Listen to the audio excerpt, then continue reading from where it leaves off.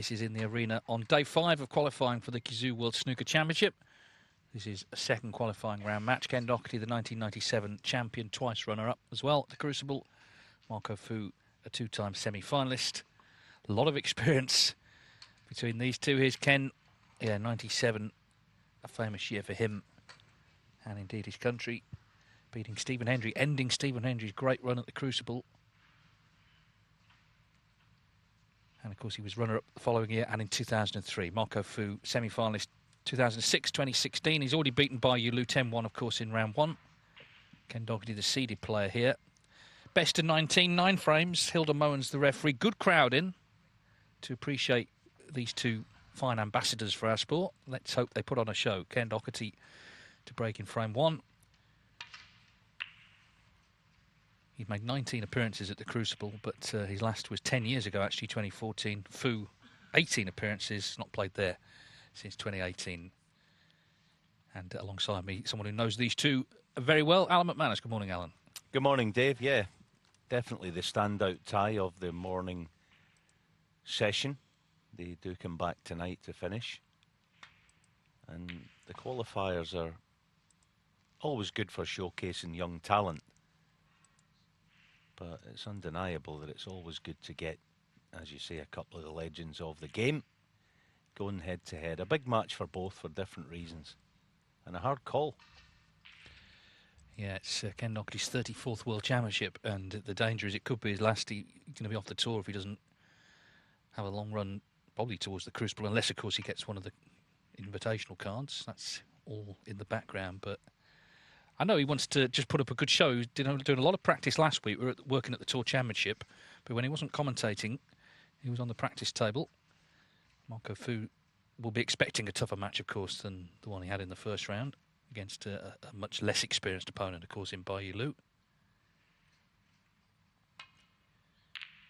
The overall head-to-head between them, it favours Doherty 8-6. Their first meeting was back in 1999 at the Charity Challenge, and they haven't played until today since the 2019 English Open.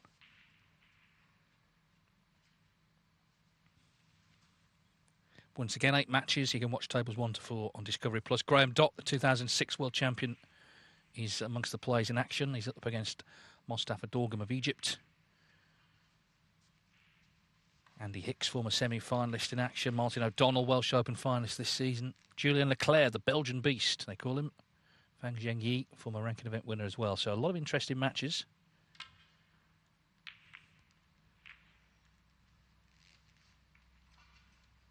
Well, that's the first real error.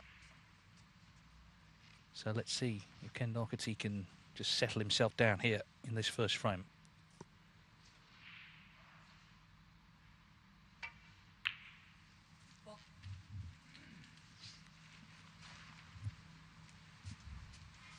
He made his Crucible debut in 1990. I remember him saying he played Steve Davis. He was 4-0 down, and he said, all I'd done for 4 frames was watch Steve.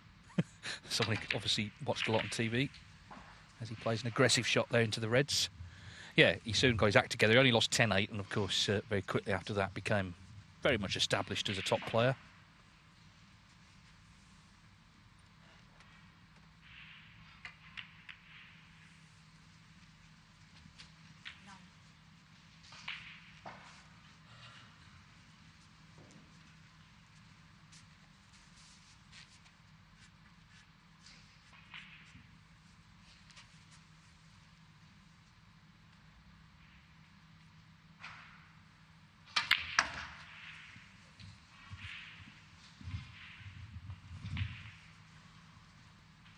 I think in a way they'll both be reasonably happy with the draw they've got here because they're playing someone they know well. It's not like it's some up-and-comer they don't really know much about. They know what to expect from each other. 70.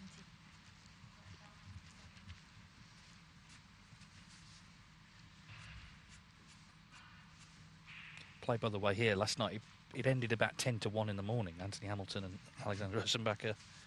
Various other matches that went late, and actually it could have gone on a lot longer. It was 10-7 to Hamilton. It was 5 each at 10 o'clock. So at that point you were looking at sort of 2 in the morning. But I'm not saying it speeded up because it didn't. But they didn't play all 19 frames.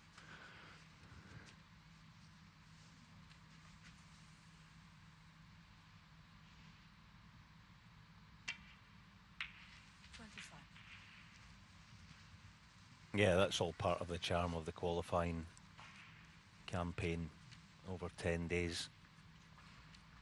Here, just a few miles from the Crucible itself. Good start this by Ken, isn't it?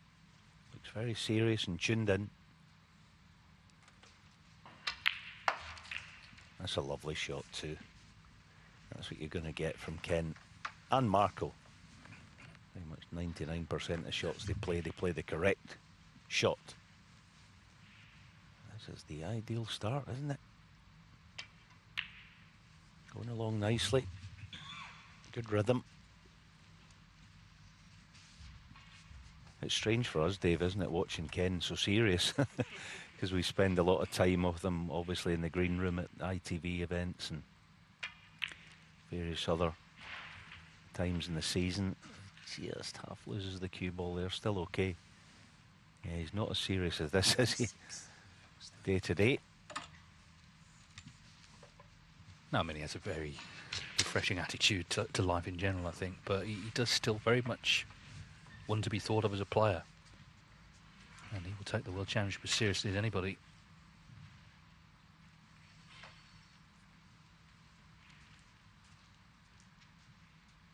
He's actually the last player to win a black ball decider at the Crucible back in 2003, first round against Sean Murphy.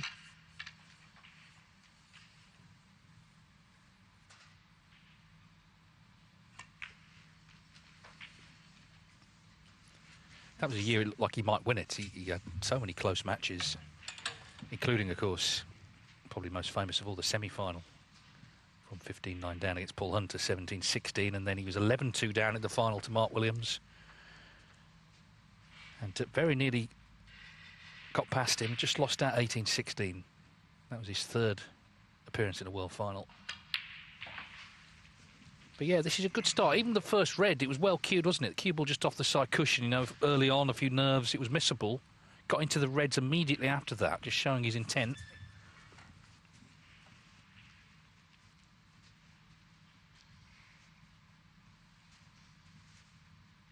Yeah, that's pretty much the last of the loose reds. He must be quite straight on this, otherwise he'd have played it by now. So couldn't get above the blue. Knowing Ken, I don't think he'll entertain the red on the right cushion. Leave that where it is for the time being, you would think. He's not typically a power player, so on and off the side cushion to disturb reds, and not really his type of shot.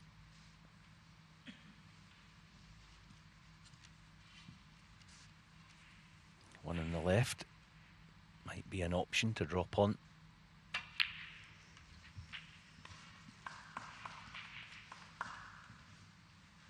Yeah, nicely played.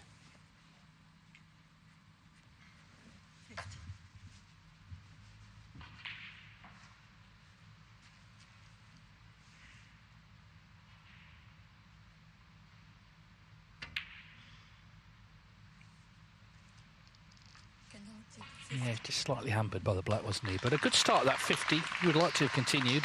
Kept Fu cold.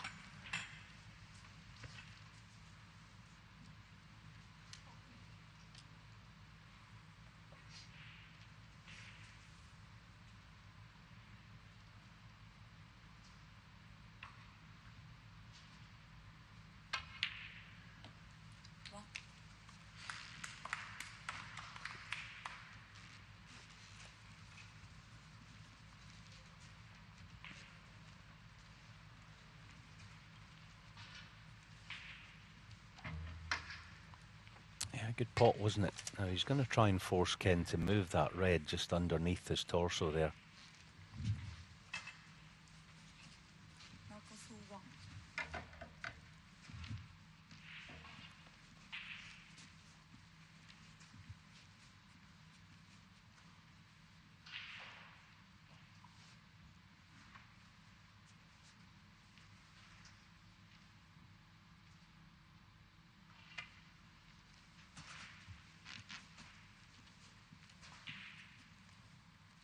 As usual, crafty Ken living up to his name, having none of it.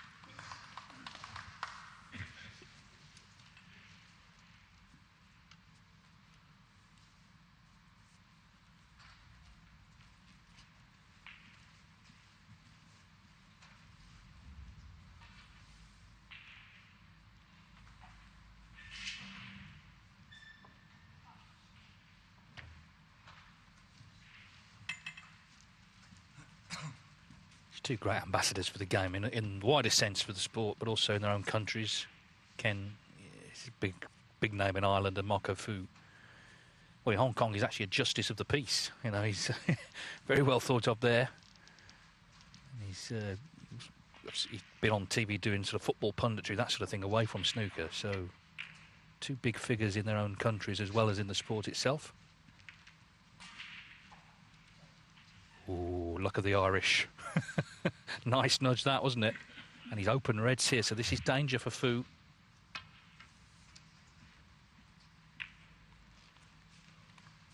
Played it well, really. So an interesting start. Yeah, tap on the table from Ken. He made the 50, but this frame still in the balance. Two reds on the right-hand side obviously favour Doherty with the lead he's got.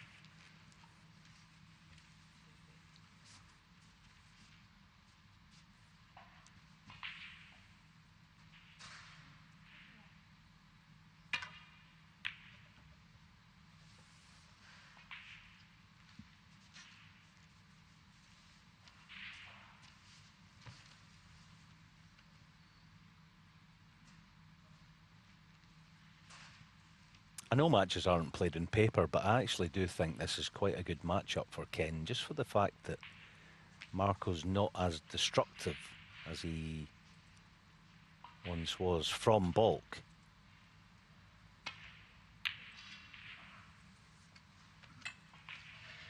You know, that's the kind of thing that if he isn't, which I suspect is the case, it gives Ken a bit of freedom, because you would expect Ken to, you know, like in this position, he's usually brilliant. He'll find in behind green, brown almost every time. So he'll always keep the pressure on Marco. So a wee bit fortunate again, can't take the long red on, being hampered.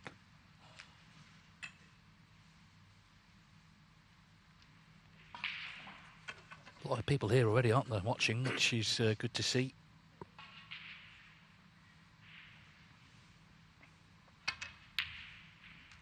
And that's good to see if you're a Marco Fu supporter. Terrific pot.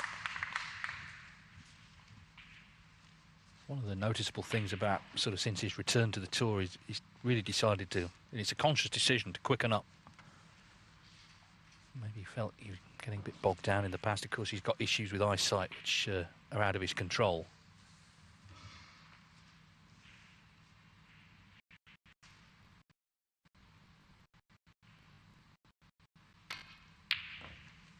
Very attacking shot there, but didn't get the yellow.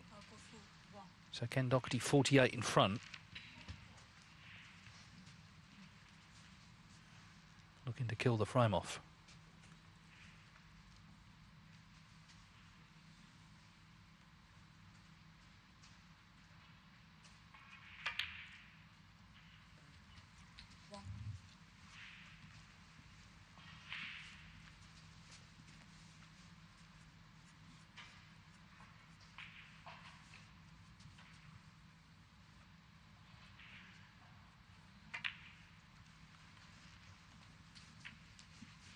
So another good example of crafty Ken there. He doesn't need to open the red by the black spot there. So leave it where it is. He doesn't need it. Just take what you require. And this blue should see him get the first frame.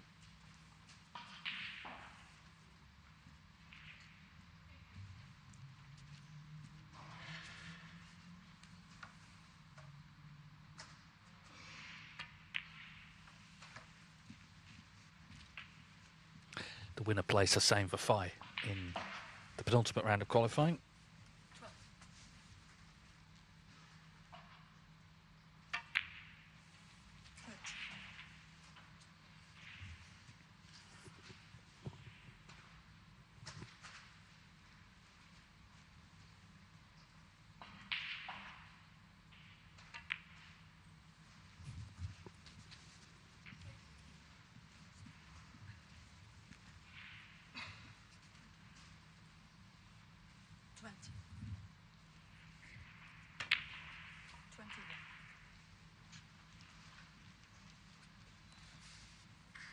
Well, it's quite a lively start, this. I thought from the off, Ken Doherty looked very confident.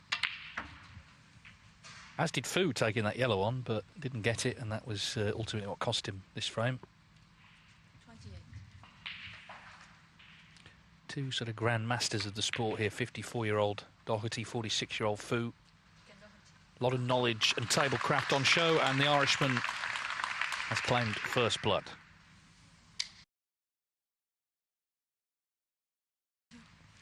I'll go for 2.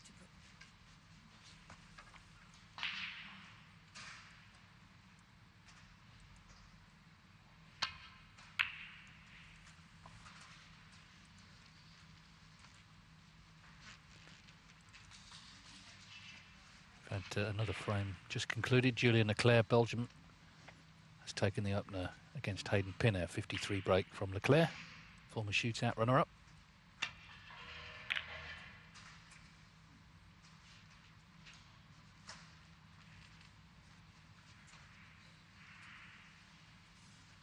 There he is. They call him the Belgian Beast. He's a big lad and a terrific player, and he also is involved in Tour Survival race, as is Ben Mertens, who'll be up later, another Belgian. That's the thing, basically anyone from about 50 down is involved in that, because the points are so big in the World Championship. So if you don't win your first match, you can end up in big trouble.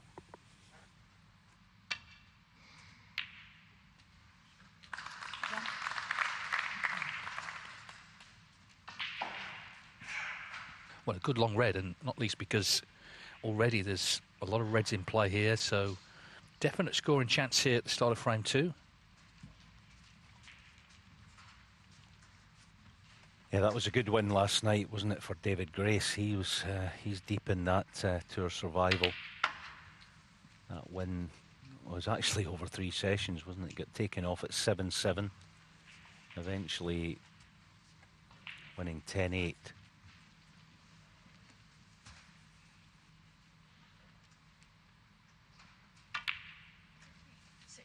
Against Rory Thor of Malaysia. Yeah, David is up to 56 on the provisional end of season, but he's still in the mire, because everyone around that bubble, the top 64 bubble, well, pretty much everyone, is still involved in the qualifying. Good start this by Ken, isn't it? Looking sharp. You're right about the practice, yeah. You know, we were working with him all of the 10 days, 9 or 10 days up in Manchester. And you know, there's a lot of time, you only hear or see the gang in the studio and things like that, but we spend a lot of time watching and preparing and all that sort of stuff. But Ken, every chance he got, he was in the practice room prepping for this very day. Playing nicely.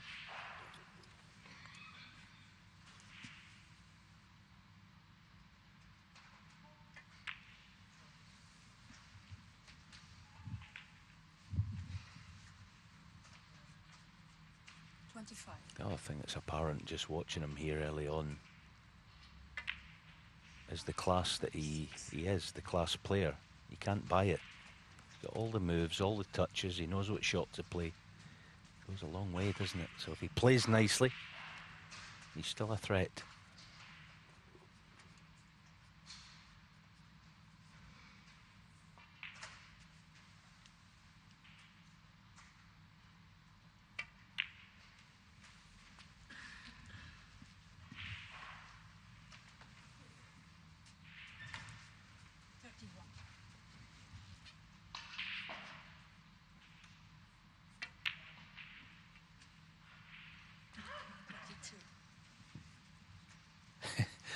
Red was a little bit side door.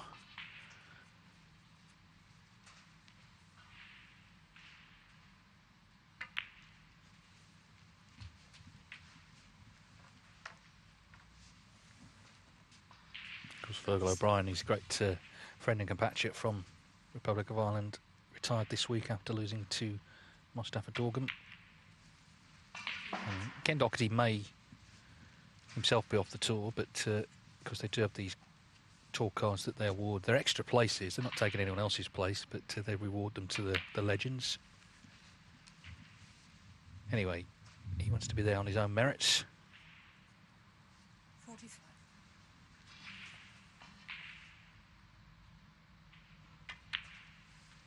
46.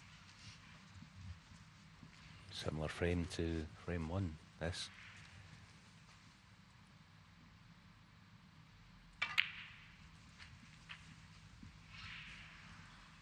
Gotta say, he's playing superbly. 53. And talking about the class of Ken, I'd expect him to use the in cushion here. See that? Because then it's easier to get low in the black what he needs. It's a class shot that. I think a lot of players would be trying to hold direct, but use the cushion. Tee shot. Nicely done. He's on one. Perfect. All the moves. And Ken's making all the right ones this morning so far. 62.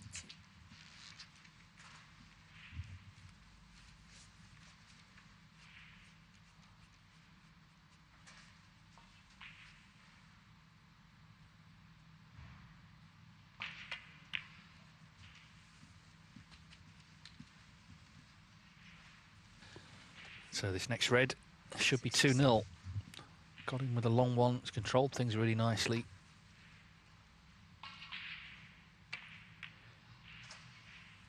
It's a bit early to call it vintage Ken Doherty, but nevertheless, it's a great start.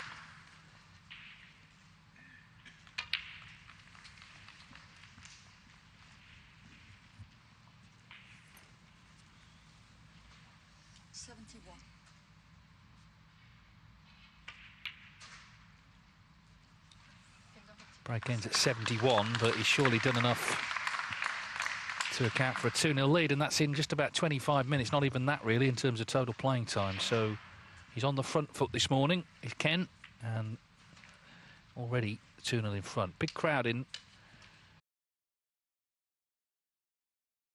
Sir, now if he makes a maximum in this, because he's made one in the UK Championship, he'll get a bonus of 147,000. Anyway, frame 3.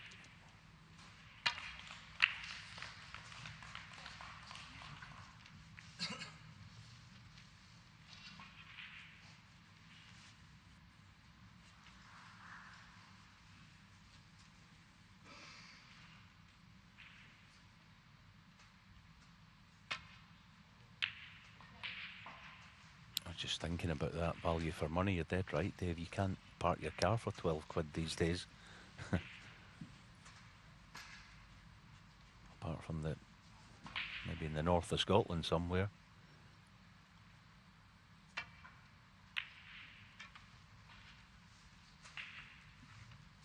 Incidentally, yeah, you can also park at the venue itself. Here at the Institute of Sport. Good spot to come and watch. And seeing multiple tables as well. Take your pick. There's a lot of even, good shot by Marco. But yeah, even like, tables 5, 6, 7, 8. Take your pick, sit there, maybe get a look at something up to 3 tables in one. So it is great value.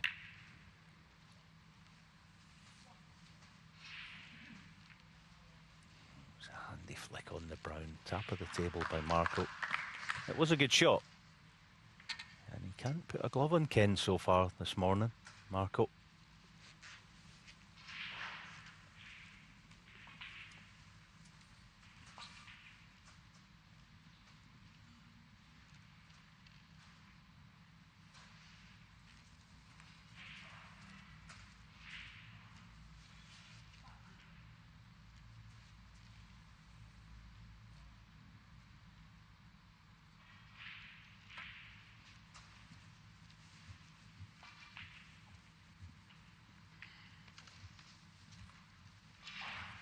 Aaron Hill, who I mentioned earlier, he's won the opener against Daniel Womersley. Graham Dott has taken the first against Mostavik Dorman. Dylan Emery, young Welshman, has taken the first against Oliver Brown. There's Dotty. He's also been in 3 World Finals. But another opening for Ken Doherty here, and it's already not looking serious for Fu, but you wonder at the start of a match, okay, how's the other guy feeling, how they're playing? Well, Ken's playing well, so from Fu's perspective, he can't be leaving these openings. He knows himself from round one how these matches could end up very one-sided if you're not careful. Of course, it was in his favour in round one.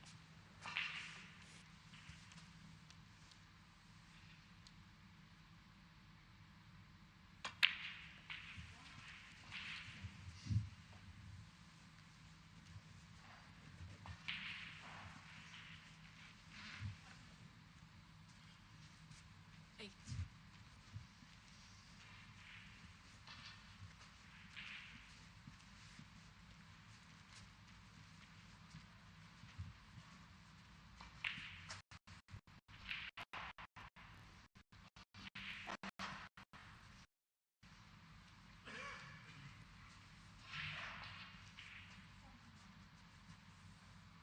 Taking this red because then the pink will go on its own spot.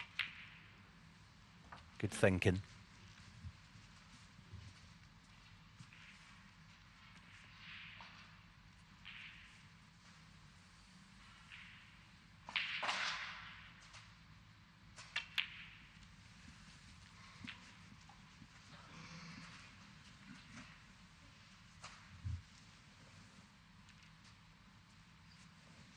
Fifty.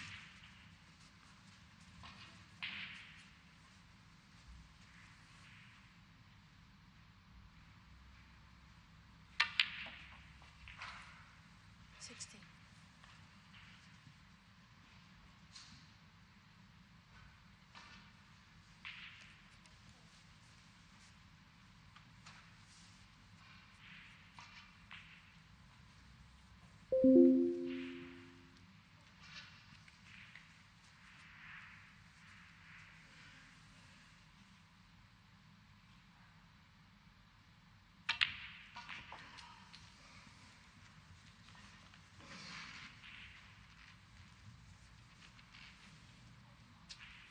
He would have been okay there if he'd potted the green in the middle of the pocket, but he potted it thick and it took a hair of pace out the cue ball. So in behind, little almost nestle onto the brown with the cue ball. No problem for Ken.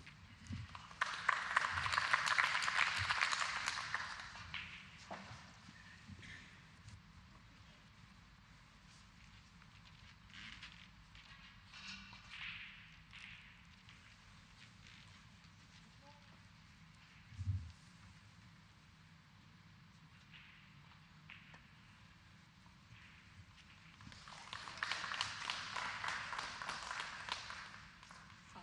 Miss. Ken Doherty 4. Back we go. Hilda Moen's in charge here. Julian Bell is marking this match, and he was refereeing the Anthony Hamilton match until nearly 1 in the morning.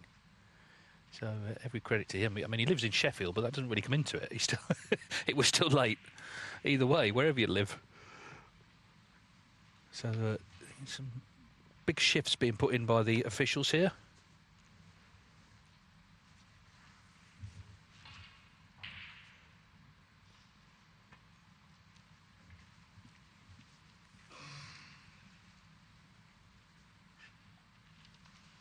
Just flick one.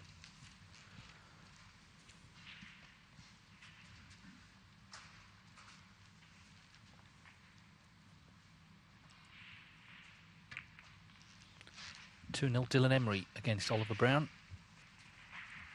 Emery, another player. There's a lot of them who's involved in the Tour Survival race. And Mostafa Dorgum has levelled up with Graham Dott, 1 apiece there.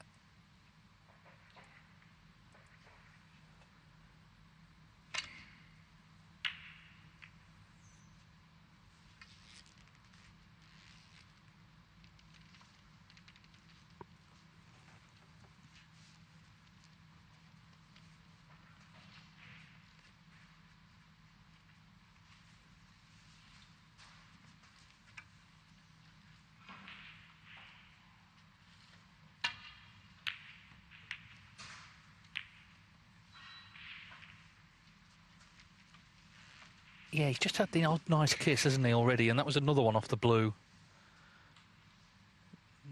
little sort of raise the hand. So a little bit of running going. He's playing well, but a little bit of running going as well also. Just keeping Fu out. Marco Fu's not really seeing much in terms of pots. And again, looking for the thin edge. Got no edge for that red. Ken Doherty, 4. Yeah, this won't be going back because Ken can get the red nearest the corner. It's one of those, it's not easy. Get the cue ball back up table. But get the pot, that's the main priority. Shot. All right, end the break, but he's still in control of the frame to a degree.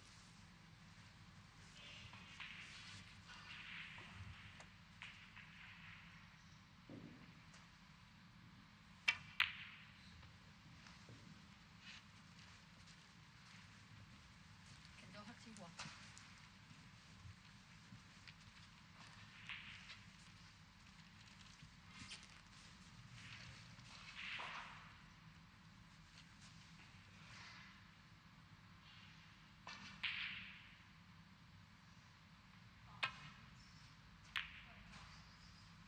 Just on Marco's eyesight, he had some problems in Germany, didn't he, after beating Mark Selby 5-1. He played beautifully that match and then trailed 3-1 against young Alfie Davis from South Wales. And he had to scratch or withdraw from the match at 3-1 behind with the issues that he's got with his eyes. It sort of comes and goes. It was something he was telling me that it's not really treatable or curable, so it's an ongoing issue that he has. Looks okay today though, just hasn't had a chance yet.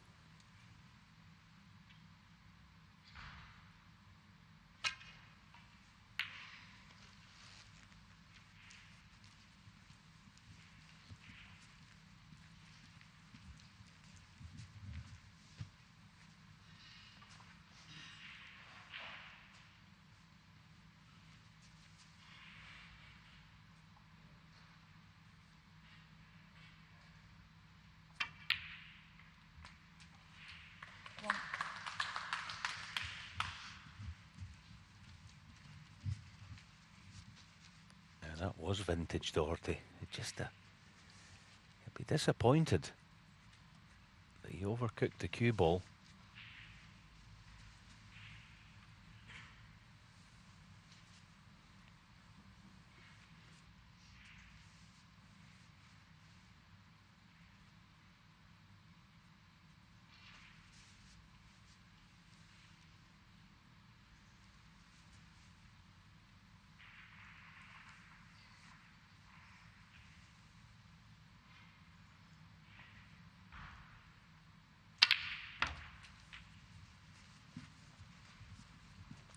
It's the smart move. He plays the double. Outside chance of being on black to the same left middle. And if the red goes in, he's not in a colour, he tucks Marco in. He's such a good thinker, as Ken. There you go. He's given himself 2 or 3 chances of good things happening on most shots. So clever.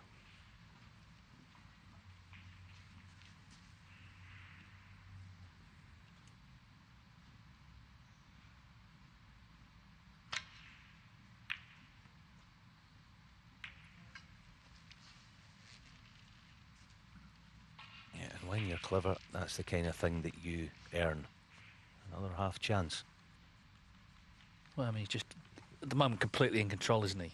He hasn't really made any errors yet. Not big ones anyway, and he's just keeping Fu at bay.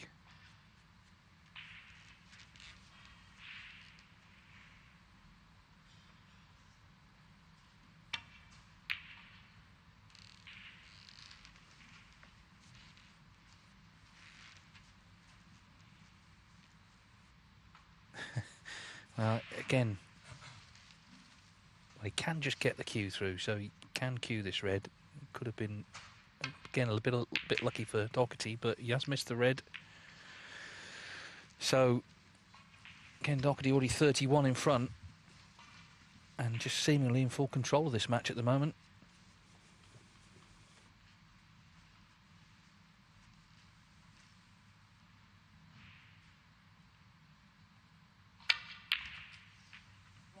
Yeah, he's my kind of snooker player, Ken.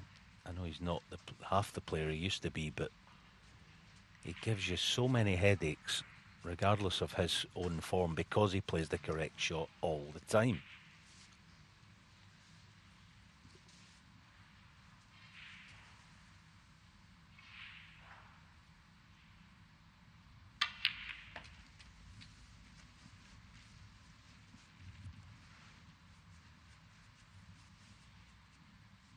Four.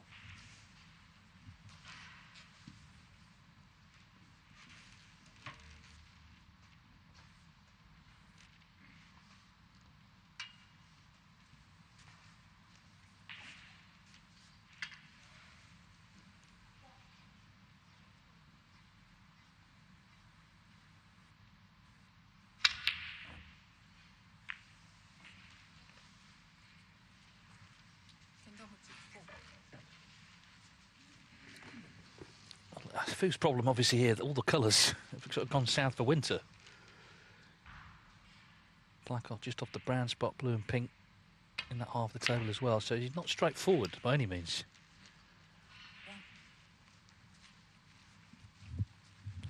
He's already missed one yellow, of course, in frame one, as he was attempting to just get going in this match.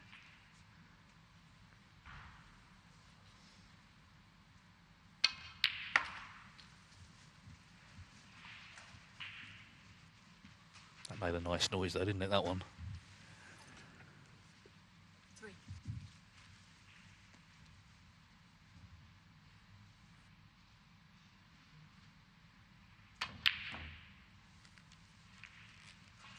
I'll go full 3. It's the kind of thing that happens because Ken is starving him of opportunity. Yes, he's had a little bit of run here and there, but Marco knows he's not going to get a lot of chances, so when they come along, there's a bit more pressure than normal. I've been round the block umpteen times against Ken. I know exactly the moves that he makes. I mean, this frame, 30 odd in front, for him is a huge one. It's a huge lead.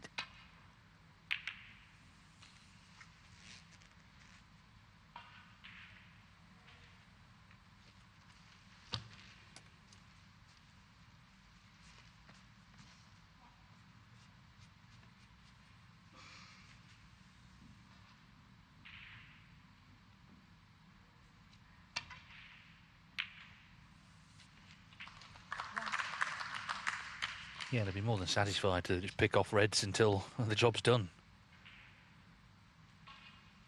I remember, I was talking about 2003, you know, we talked about the Hunter match and that match with Sean, obviously the final. The quarter-final was extraordinary. He was 10-0 up against John Higgins. 10-0. And John came back to 10-7. I remember talking to Ken after the championship. He said, I was doing everything I could to remind myself that 10-7's a good lead over John Higgins, because it's not as good as 10-0 is the point. He got the match won in the end, but what an extraordinary championship it was for him. But that's what he can do. He can freeze out the very best in the business just through just great knowledge and just doing the right thing in any scenario.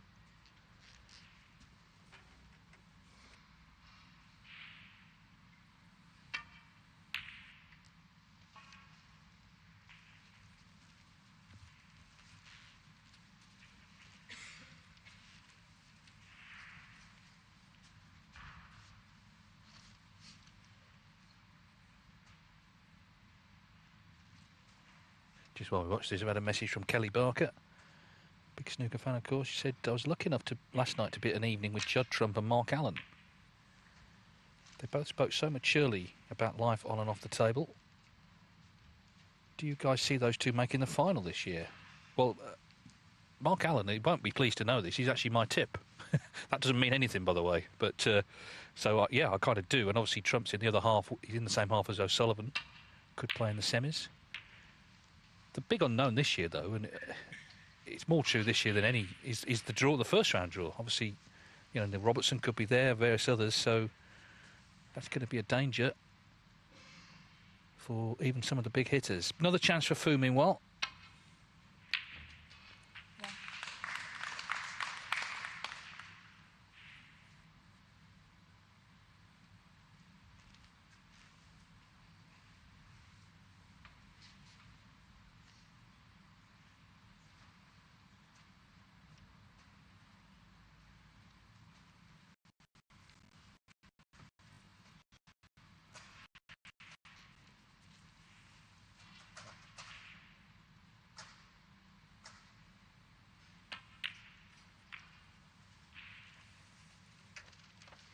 I'll go for He's one. just basically been outplayed at the moment, Marco. I mean, look, it's strange to say because he's a fabulous player, Marco Fu, but he's not in Ken's class at this type of situation. Even if he gets the snooker there, Ken will find a way to get to the red on the left. You know, I know, I understand that he was, you know, trying to promote the black, rightly so. But Ken's bossing it, and every half chance Marco's got a jump on. But he's under pressure because of the craft of Ken Doherty.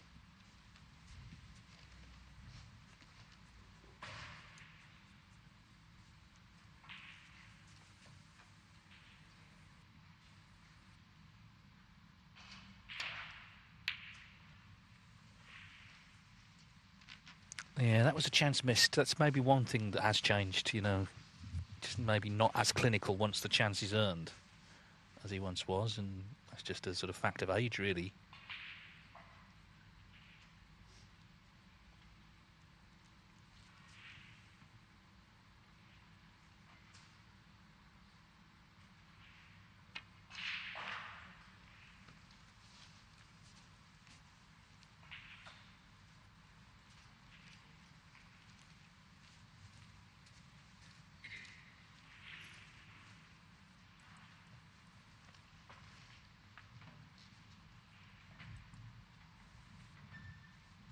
Martin O'Donnell, Welsh Open finalist, has taken the first against Ma Hai Long. Remember, all these matches conclude this evening. Ooh, the dreaded.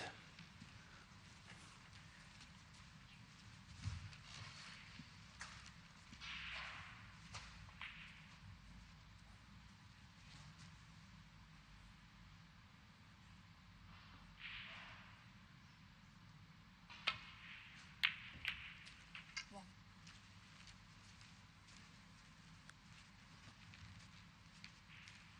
Oh, you little beauty, wasn't it, to get on the blue.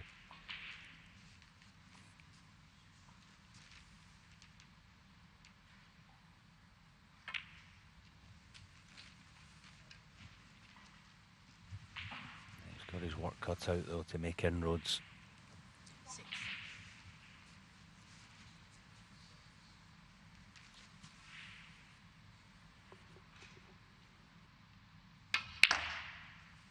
Seven.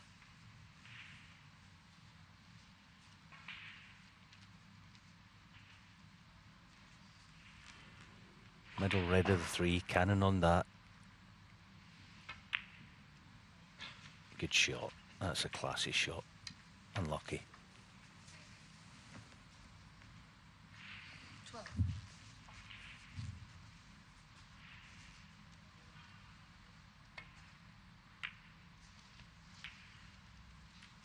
I'll go for 12. Well, it finished good and not quite as intended. It's his turn to get a nice little kiss there.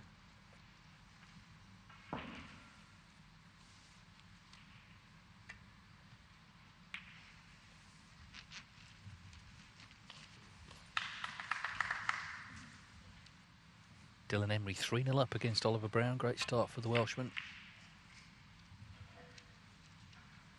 That is not good, though, from Marco Fu.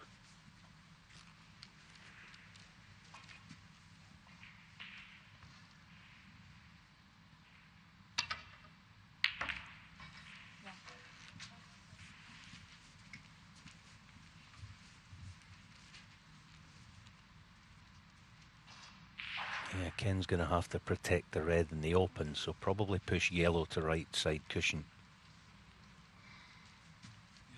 Yellow.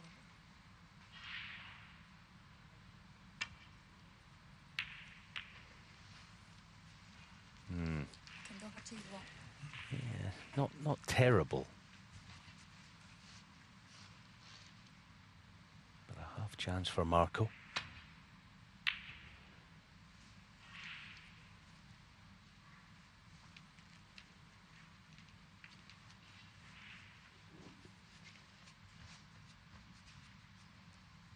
I mean, there's another thing. When Ken Doherty goes to put a colour safe, it will go safe every time. It's a shot he puts a lot of concentration into. You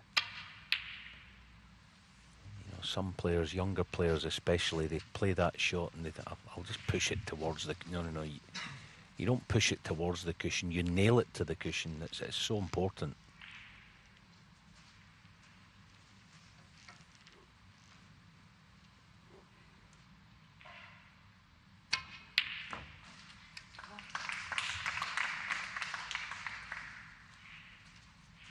Great pot.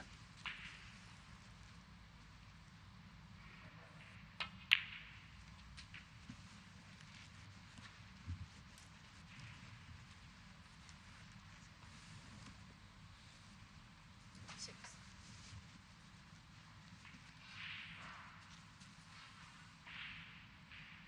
Marco will probably lift the yellow. 7. Cushion first. Cue ball over behind brown, black, pink. Good shot. Marco full 7.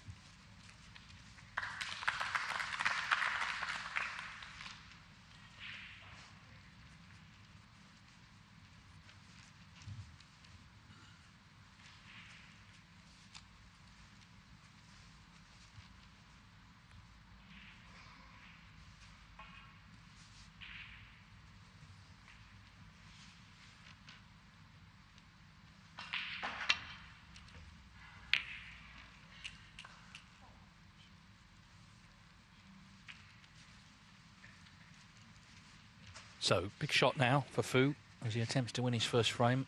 The table has opened up considerably, so this red, the key ball, you feel.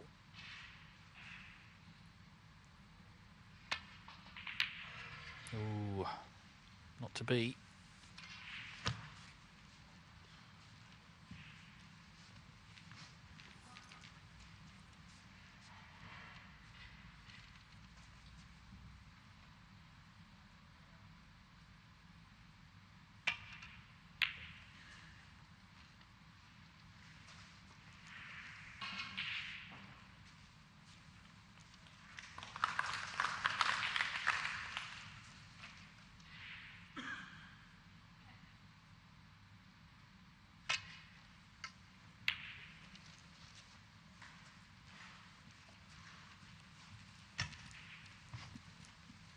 Now then, here's a chance for Ken.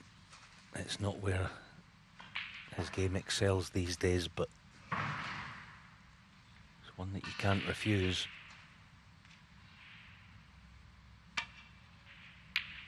Shot. That is very good. Almost the difference between 2-1 in front and probably 3-0.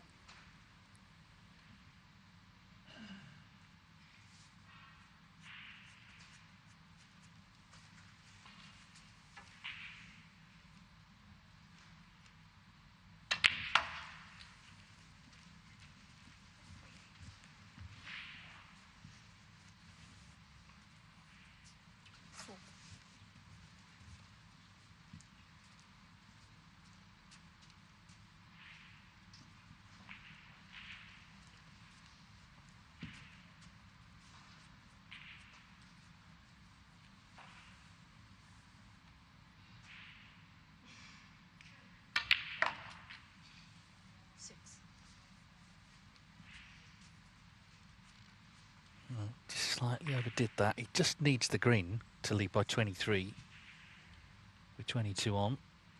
Just left this a little trickier than it could have been.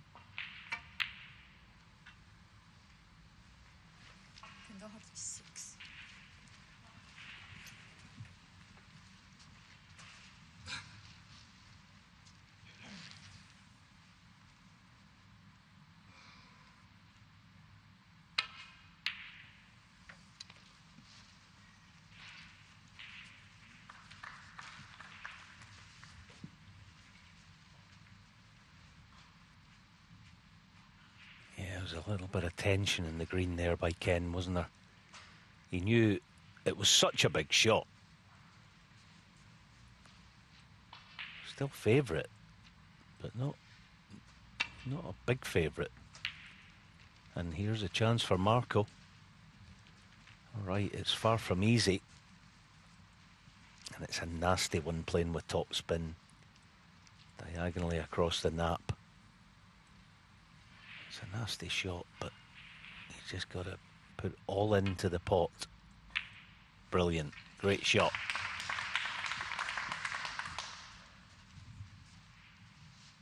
Well, he's been second favourite throughout this frame, you've got to say.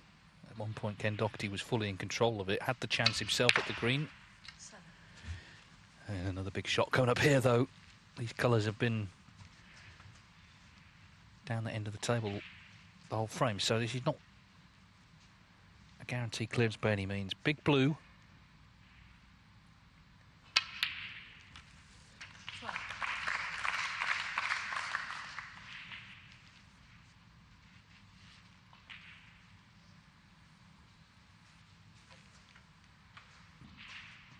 Cued it very sweetly, but still needs pink and black. 18. So this is the shot now. This black to give him his first frame. Could be easier. Ken Doherty missed the green for the frame.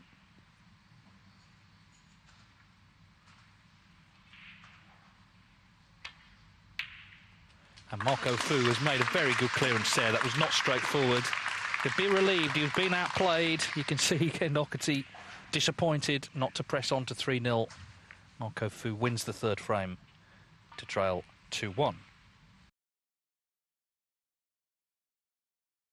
It's great we can see the qualifiers now. They were sort of steeped in a bit of mystery years ago, weren't they? If you couldn't come to whatever venue they're in, you just followed it from afar as the sort of results made their way to teletext and newspapers. But now, here it is. This is what it's all about. And it's a nice arena, this table one. Not every table has as much space around it, but they've done it well, I think.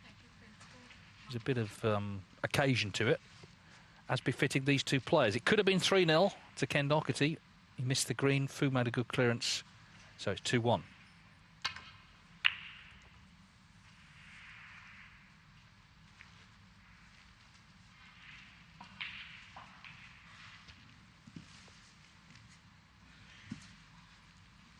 Yeah, I remember playing Alex Higgins at the qualifying one year, 1992, at Preston. I'm not sure if the actual match was in 92, but the crucible was that crucible.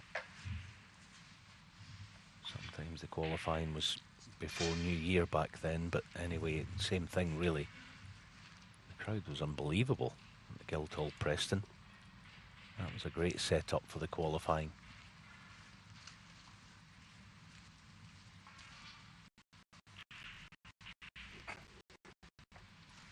Yeah, there's been a few venues. That was certainly one of the better ones. There's been some maybe less good ones over the years. I remember it was one year, well, a couple of years, I think it was played at Prestatyn, at the old Pontins camp, and there was a fire drill, which everyone had to stop playing and go outside, and they were sort of mixing with the children's entertainers, you know, Captain Croc and all those guys. It was a bit surreal for the World Snooker Championship.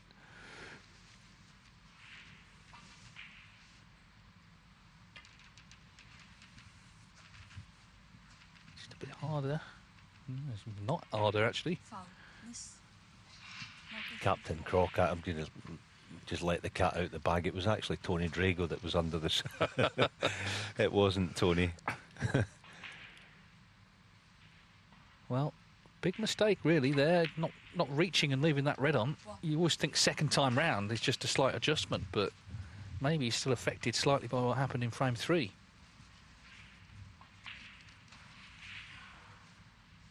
Yeah, so into the back, Marco with some pace. Yeah, again, it's not really his type of shot. Got away with it though. Yeah, the other one I recall was Torquay one year. They played there. I think it was after another tournament. They had the World Qualifying in the same venue. It was a hotel. And your compatriot Chris Small was on the last match. And there were 4 tables, and I can't remember who Chris was playing, but they started de-rigging the other tables as he was trying to get to the crucible. It wasn't ideal. All the clanking and noise of taking the other tables down. They did have breakfast to get to, you know. Yeah, no, you're right, though. The qualifying campaign has always been a big thing in the game. It was always one, regardless of where you were ranked, coming in at round 1 or whatever it was. There's something different about the World Championship. Every player prepares differently for it. You shouldn't, really, but you do. You know, back in the clubs all around the world now, for the couple of weeks before it, you'll play best of 19 matches against one another. I mean, you would never, well, you almost never do that in the regular season.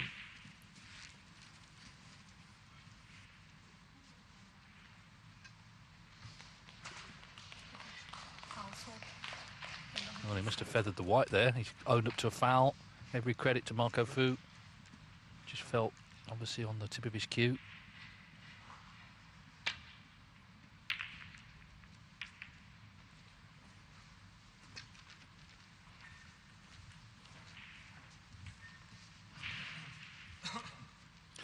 But suddenly, Ken Doherty, from having a... Well, here it was.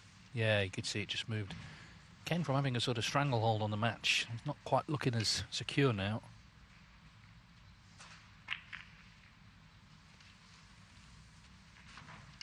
He's going well. Last year, I remember against Pang Jung-yu, he was 4-0 up. And he missed a pink off the spot to lead 5-0, and then it all unravelled. It can happen sometimes on one shot, even in a long match.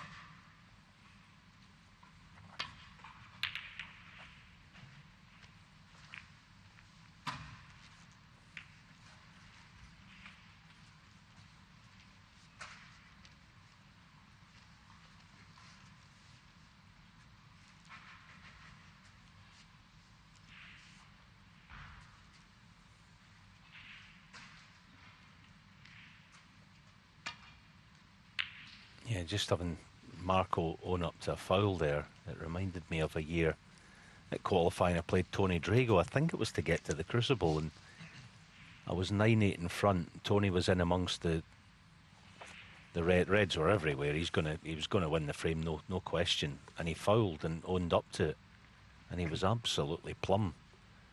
And it almost couldn't fail to make whatever the break was to get the match won.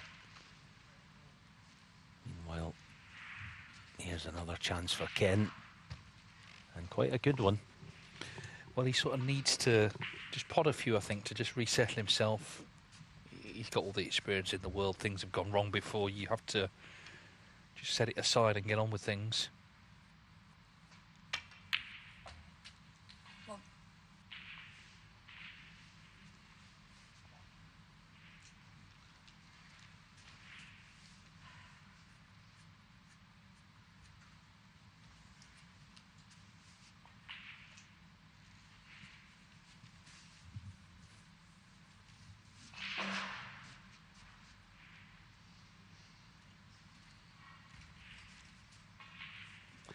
He doesn't have the best angle on the black to get back for the Reds. It'd be nice to get the black back on its spot at some point.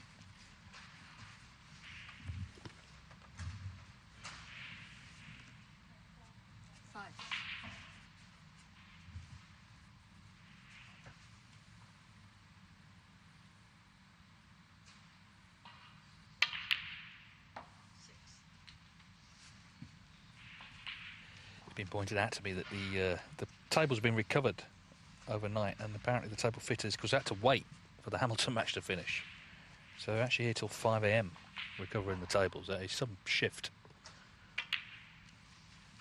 to get these beautiful conditions that the players enjoy. 12.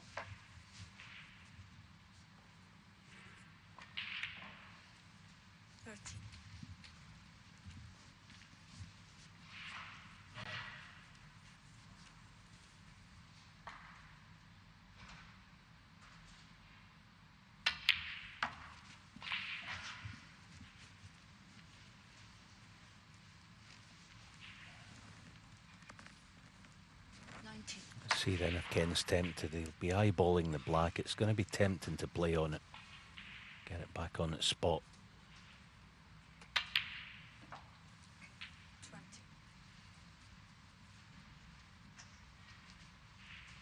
Played that nicely.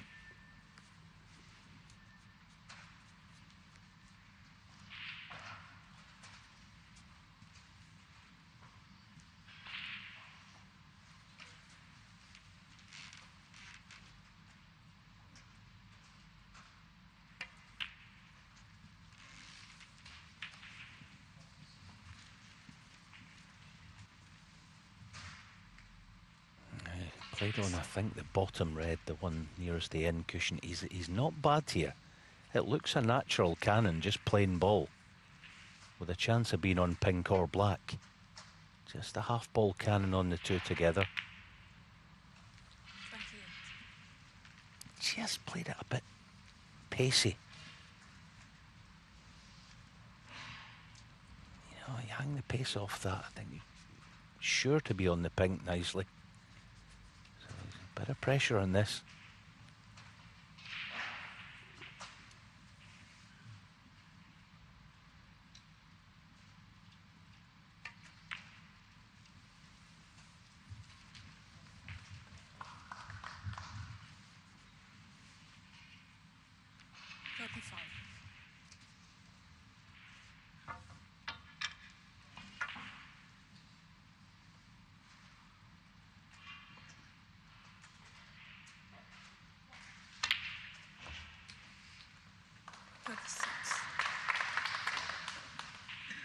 Well, that's another confidence booster, that pot, with the rest. He's been the better player, I think. Most of you would agree if you've been here since the start. Just didn't quite kill off the third frame. Ooh, and he hasn't killed off this one either. After the good red, that's a disappointing miss on the blue.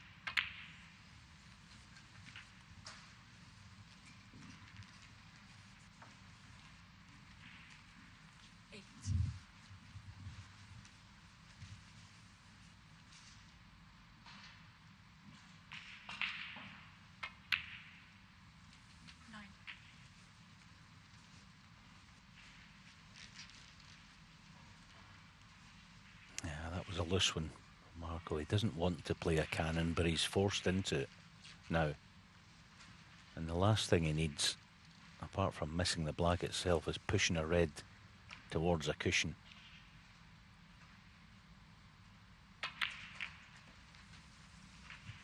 Yeah, that wasn't a bad one. The shot before was poor. 60.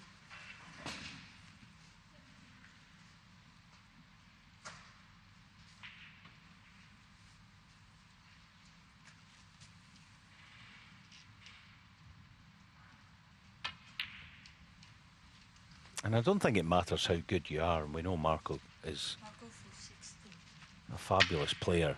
But when you go back to Hong Kong all the time and, you know, commuting from there, it's nigh on impossible to have supreme consistency that he once had.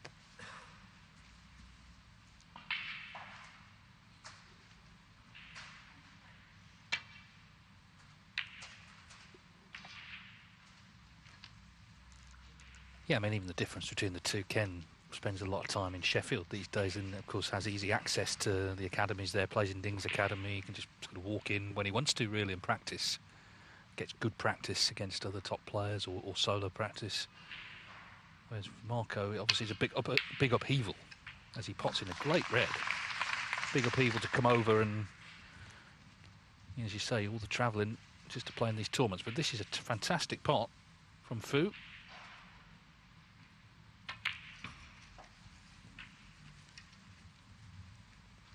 And if you can get out of this 2-2 after the first mini session, I think he'd be delighted. Ken Doherty began really confidently, just started to make a few errors though. 9.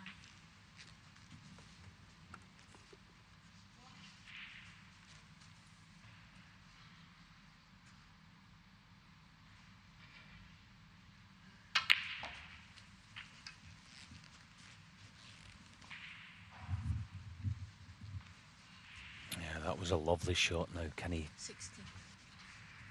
brush cannon the two reds? 70. Not this time, but he can certainly do it now. Now he's going to need a colour off the last red if he gets that far.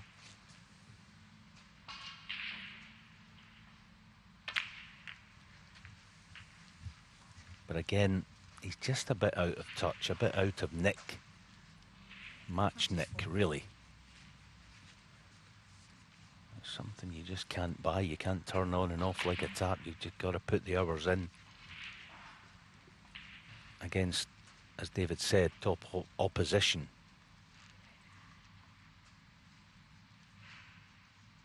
His game's there, but the sharpness isn't quite there.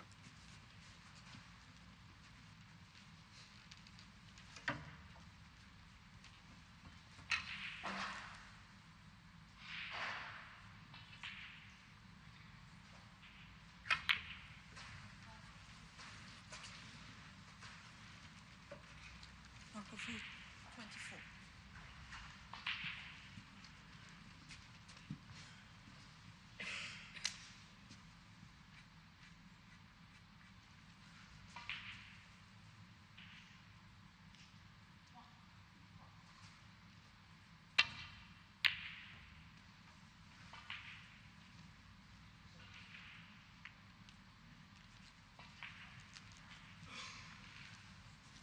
Well, this is another chance for Fu.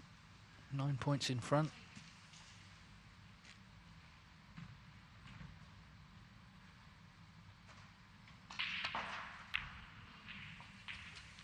One.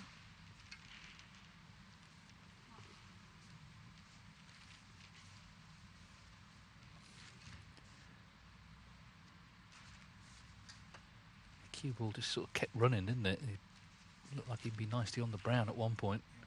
Yellow. But in fact landed on nothing, so just the Marco Fu, snooker. 1. Well, it might not even be a snooker.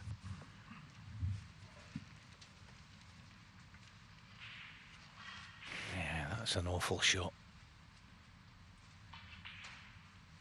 by Marco. Can Ken take advantage?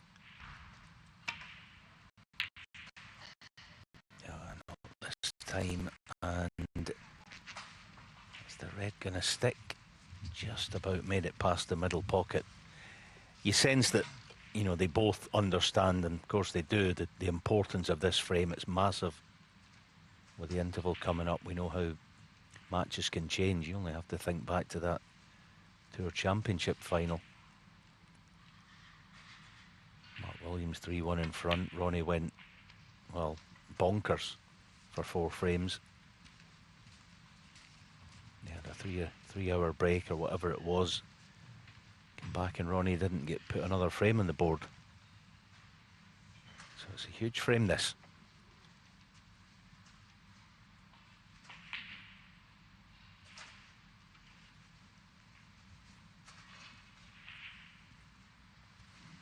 Oh dear.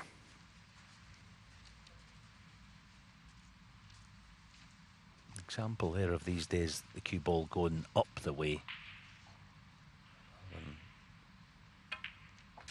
30, 40 years ago, it would always go down the way towards the near jaw.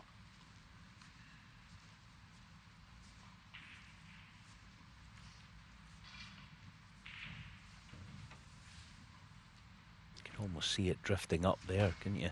That replay.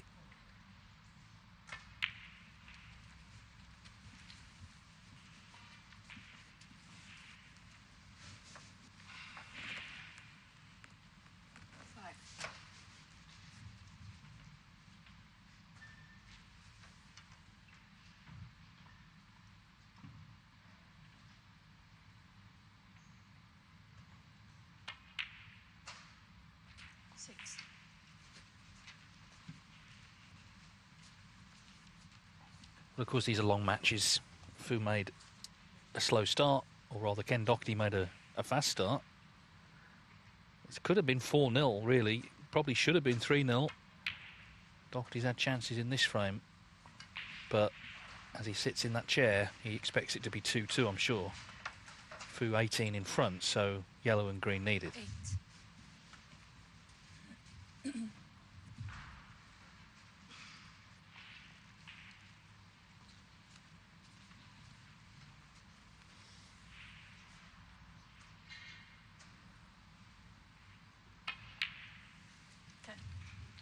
Well, I was looking forward to this match, and it is delivering, I think. It's, some good stuff in there. Obviously, you're going to get mistakes, but that all adds to the qualifying intrigue. Two players who've contributed plenty to this sport. And they may well serve up a bit of a thriller today.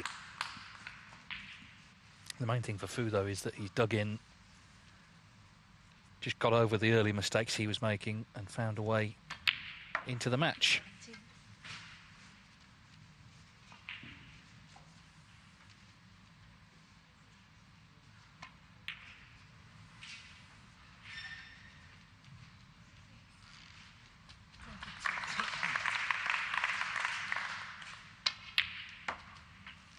19.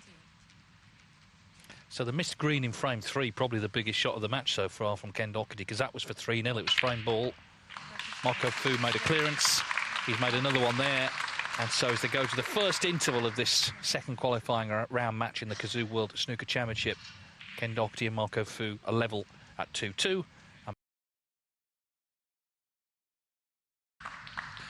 So Ken Doherty and Marco Fu returning for another 5 frames. It's been quite interesting so far. Doherty looked really good for the first 2.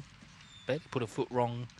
And then missed a green, which was frame ball in frame 3. Marco Fu won that on the black. Chances on both sides in frame 4. Fu won that as well. So 2-2. Of course, it's first to 10 when they come back tonight. But Fu, I'm sure, delighted to be on level terms, because the way Doherty started, he did look confident. Not only that, he was keeping Fu out as well in the early stages. Reminder, the winner place are same for 5 in round 3 of 4 qualifying rounds to get to the Crucible and the televised phase, of course, of the World Snooker Championship. Doherty's not played in that for 10 years, Fu for 6.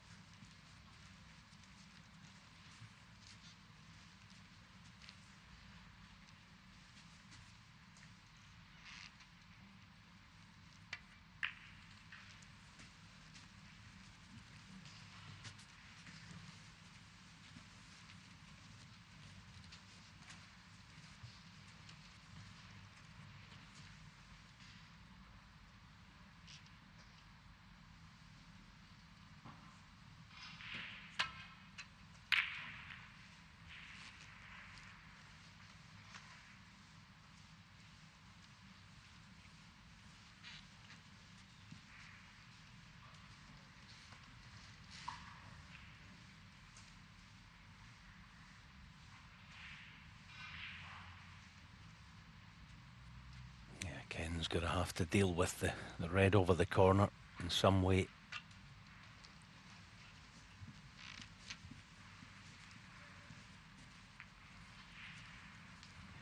It's quite a clever way of playing it. He knew he was leaving a red to right centre, but was mindful to keep that red near the pocket.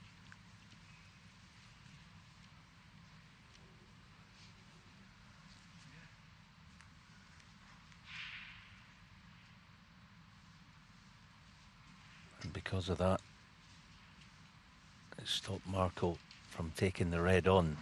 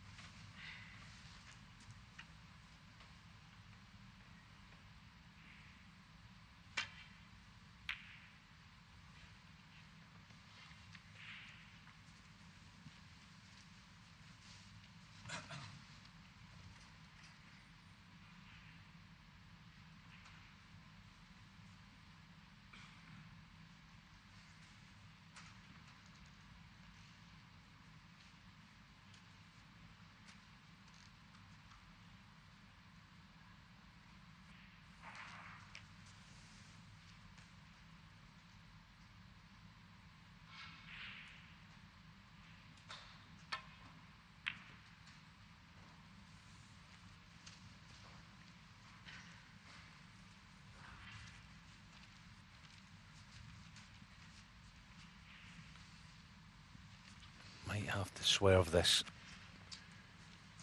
to get to the red. They can certainly get a piece of it. But the cue ball's going to die. Just trying to get the pot. One. Yeah, well done.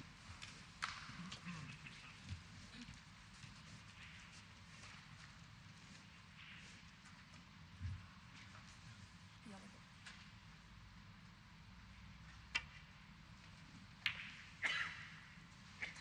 The Doherty, one.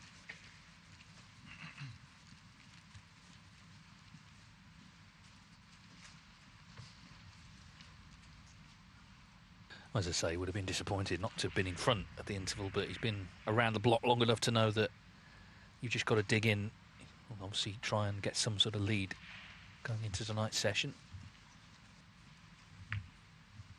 Fu's not really made any breaks yet. The couple of frames he won were on the scrappy side. Whereas Doherty, first two frames, he put together a couple of nice contributions.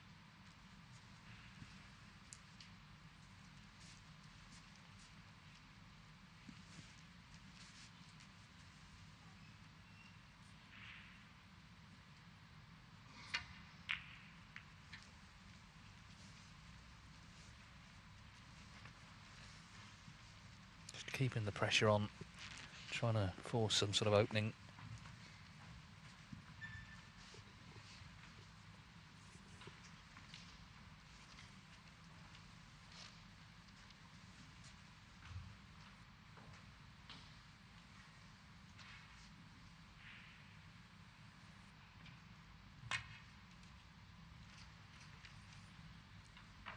Foul. Miss. A couple of shots like that, he just failed to get the thin edge he was looking for. Checking for the free ball.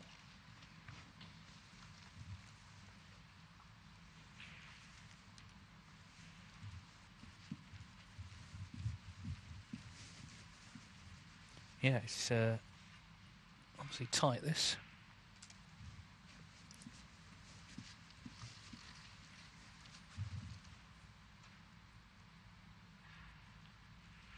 Free ball. Well, it's been given.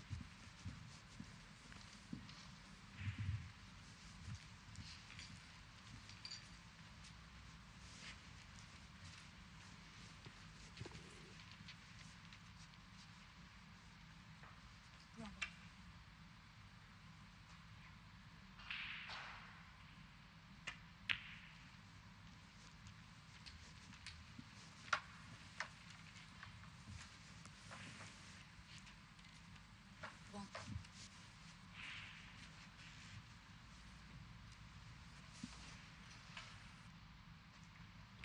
The black is obviously a straightforward pot, but it's going to be tied up if you were to play it right now.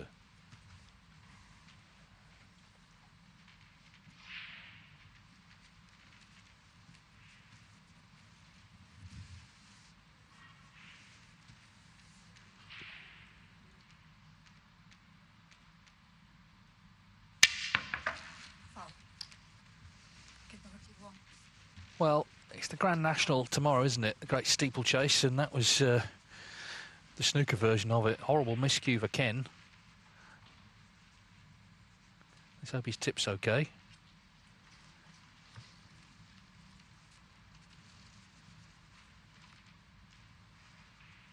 It's one of those on the old montages. That'd be on there, wouldn't it? It'd be there forever. But it really just sort of sums up the way things have turned a little bit against him since that 2-0 lead. In fact, it was the green, wasn't it, that he missed in frame 3. And of course, Fu knocks in a dream red off the back of it.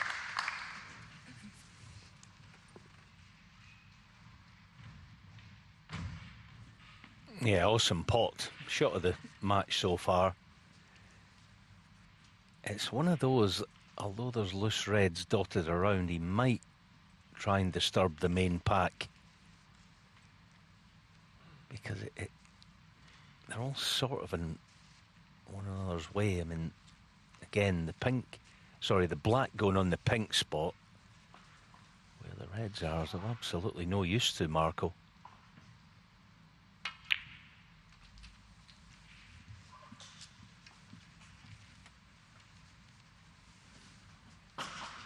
Six.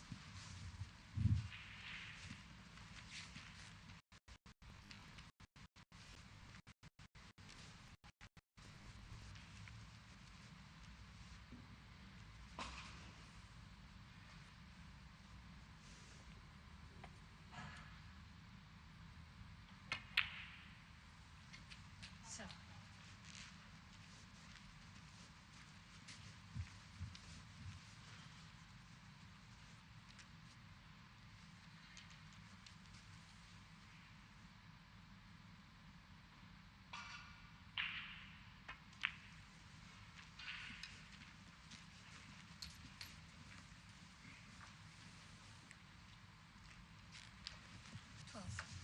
Okay, Fu, of course, was one of the very few players to beat Ronnie O'Sullivan in round 1 at the Crucible. That was in 2003. Ronnie had a maximum. 30. And came close to the final twice. 2006, lost in a decider in the semis to Peter Ebden, 17-16. 2016, he lost 17-15 to Mark Selby at the same stage.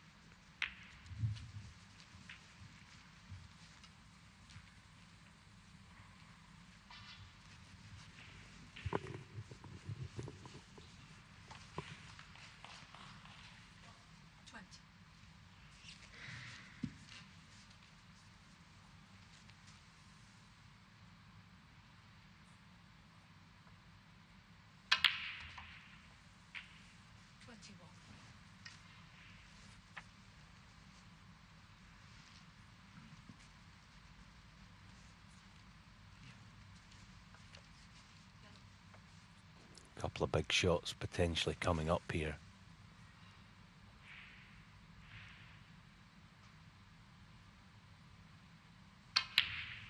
Oh, that was nicely cued, but he's not on the red. It's end of break.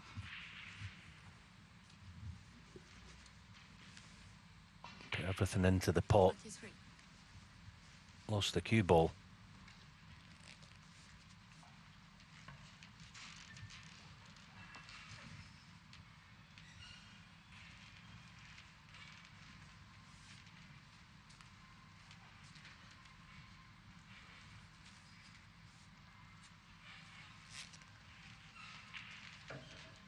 Yeah, it's the only concern that at the moment Fu just not putting any sort of breaks together.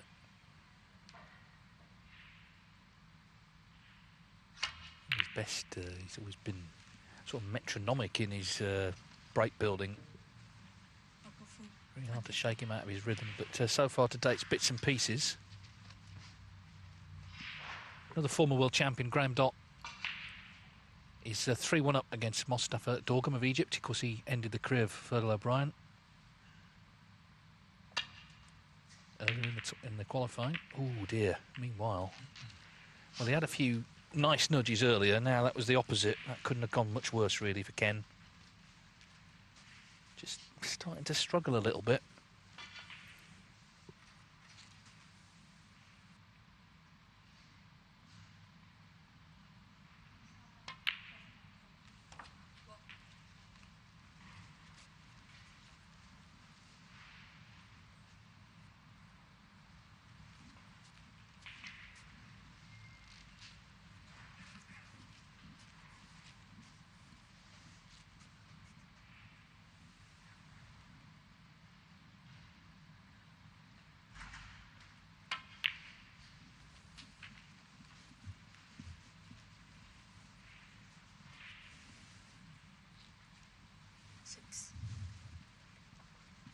I'll be pleased with that if he can just about hold for the black, get it back in its own spot.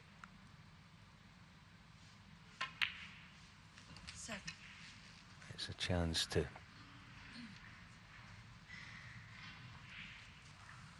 last win a frame. Pretty much one visit. David said that that's really all it's been lacking. He looks good in places, but lacking a wee bit of sharpness. 14.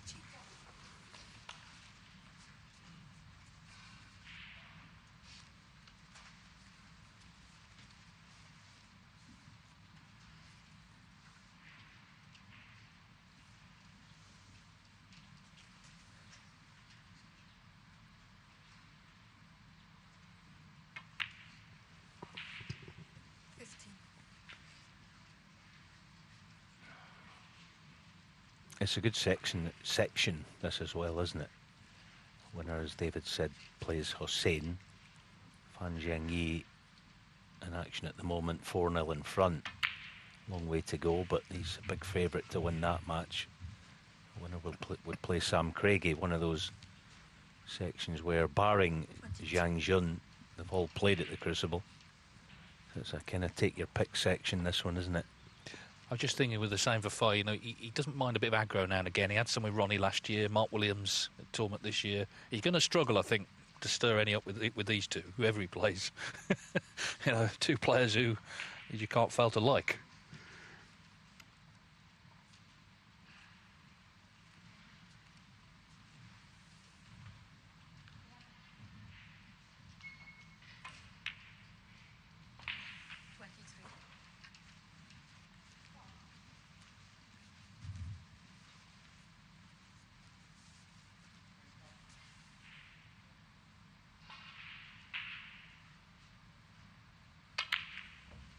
Oh, just as he was poised to take the frame at that visit. Again, it's a contribution that's come to an end rather prematurely, and you could see a little bit of frustration as he left the table there.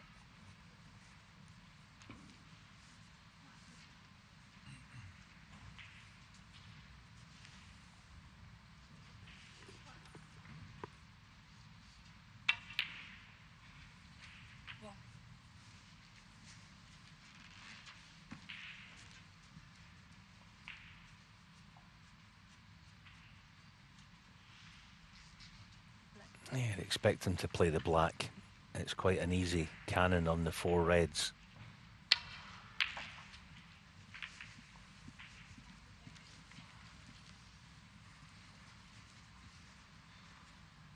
Unlucky to be hampered, so this is now a big shot to set the chance up. All there for him, providing he controls this one properly.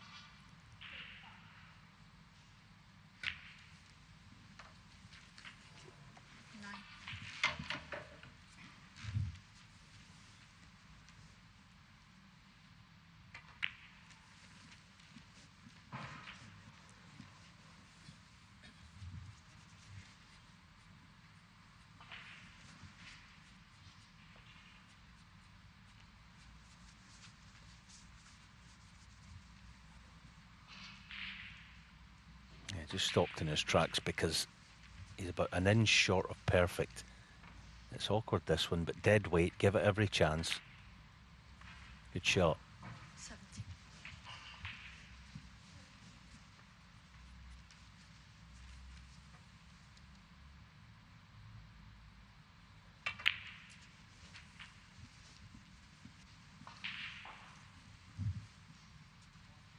Twenty-four.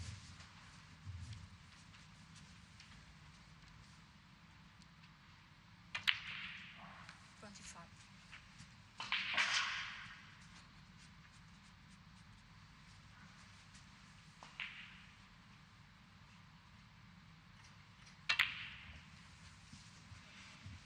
Yeah, he's okay here, Ken, because 2 blues off the last red, the last 2 reds, 32. would mean he doesn't need the pink. So he has plenty of points to play with.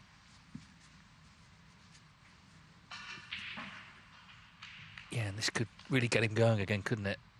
After, I think, being affected by missing that green.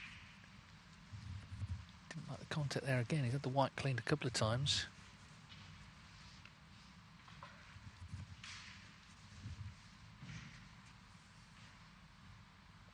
Must hold for brown. Yellow's no good to him. Ah, and it goes astray. Tried to pour it thick, probably. Just trying to hold. He would have known yellow was no good. Yeah, it's a big chance gone begging, you can see. Annoyed. Foul. Ooh, caught the blue, though. Doherty 5. Just gifting points. He didn't want to be gifting there.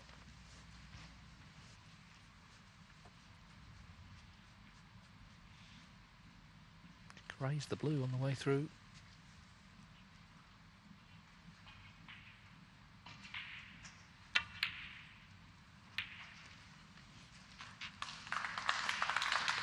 Well, the brown's gone safe, so that's going to play its part one way or another.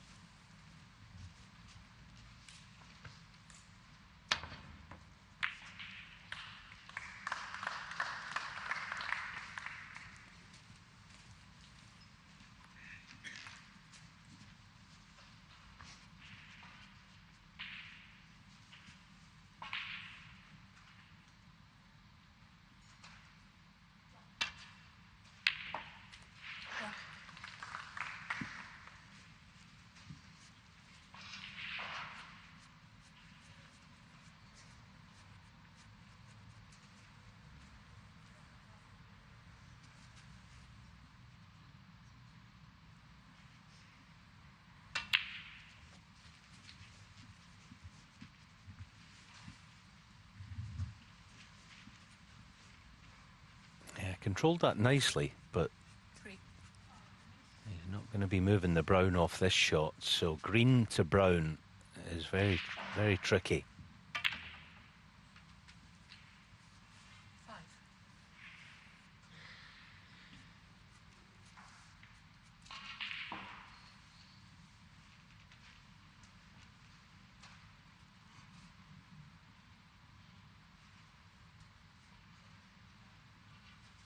Yeah, I think just because the pink's safe, Ken will play the double on the brown. Yes, he'll need the blue, but at least he has the pink 8. as some sort of insurance.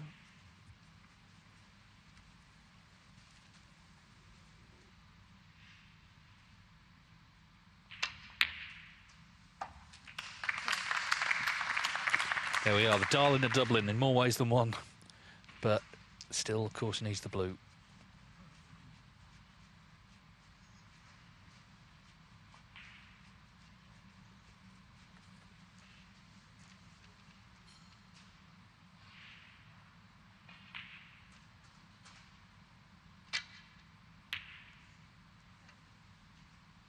Ooh, the cue ball. And Doherty 12.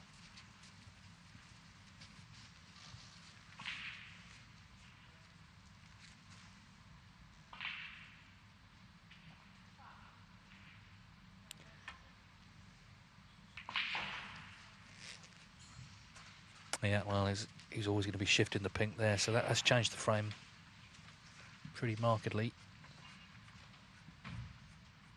Be another tough one to lose, I think, for Ken Doherty.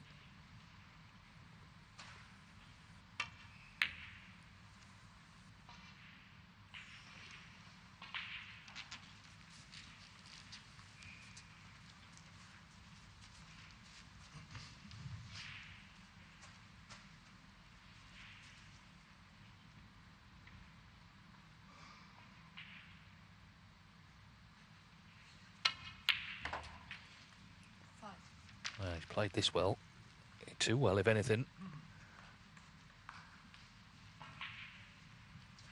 Pink and black for another good steal for Fu. He's not been scoring, but he's won a couple of crunch frames already.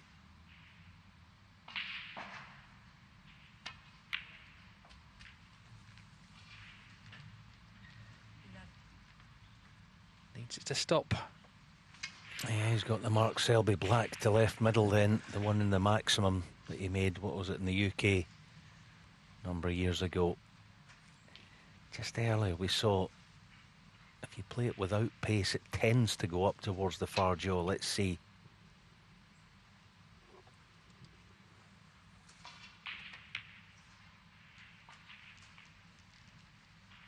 Got it.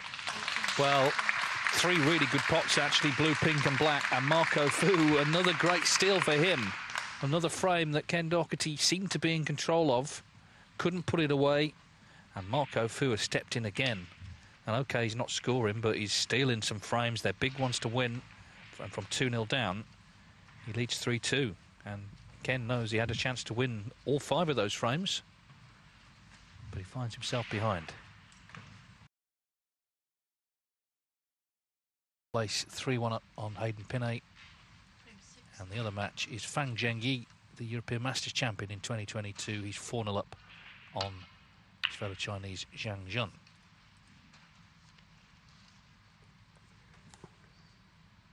Not a good break-off shot from Fu, giving Doherty what he needs really, which is an immediate chance, I think, in this frame.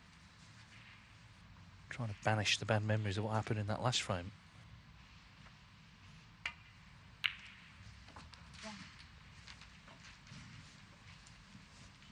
Well, he's already lost the cue ball.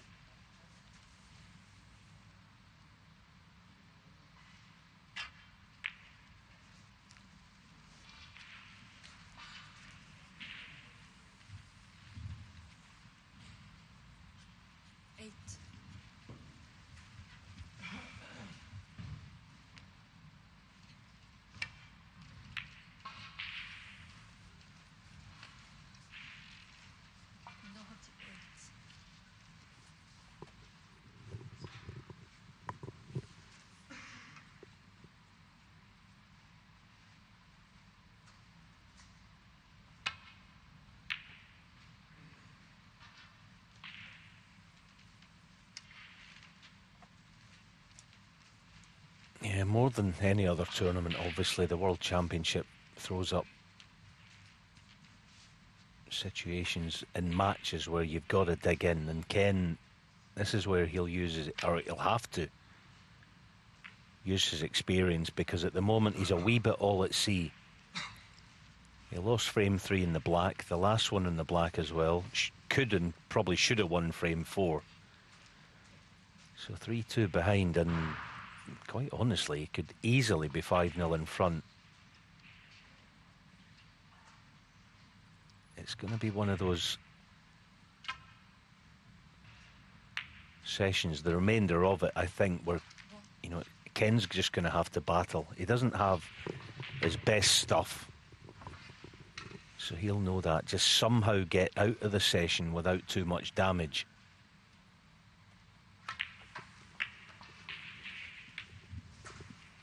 Because at the moment, Marco is marginally in the ascendancy.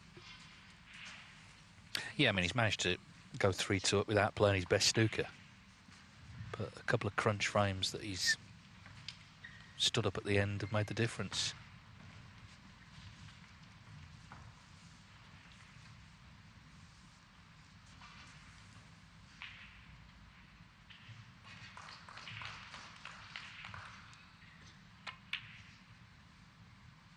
Ooh, wriggled in. It was a terrific, I mean, it was only blue to pink. It didn't sound much, but It was a terrific clearance, actually. All three pots are excellent, particularly the last black, obviously, to that left middle.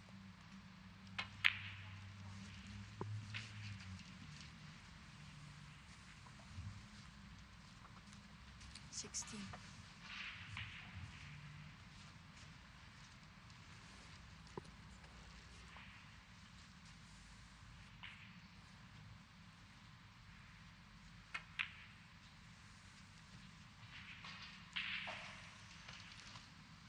Same pocket, 16. different result there.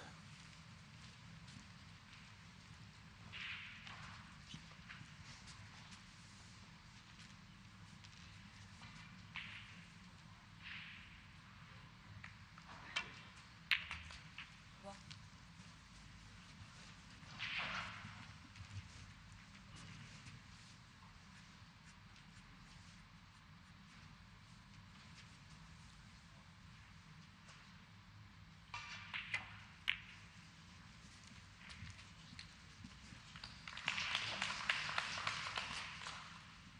Six.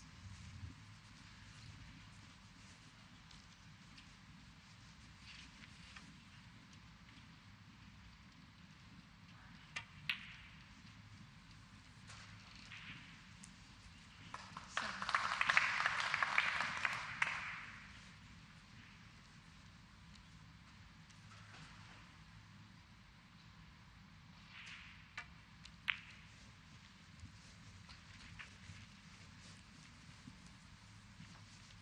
Yeah, that's okay. Red to right middle. 12. It's an important juncture of the match here. Ken, the last thing he needs is missing something quite straightforward. So this is where temperament comes in more than handy. He's struggling at the moment and feeling the heat. He's just got to try and hold firm for the next 4 or 5 shots. 9. And a big one coming up here to try and get reds into play off this next colour. Oh, that was a wee bit quick, a wee bit not snatchy, but just a bit quick. So, got to force this shot. And that is very unlucky if he's not on the red 27. over the right centre.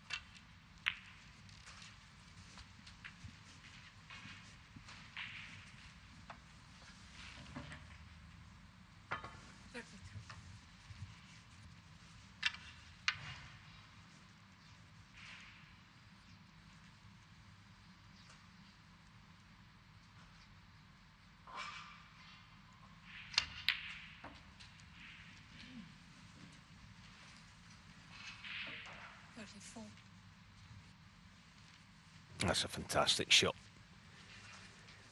As I said, half a dozen shots ago, so important here for Ken, for his belief in this match, to win the frame at this visit. It would banish quite a lot of the disappointment that he's carrying at the moment. 36.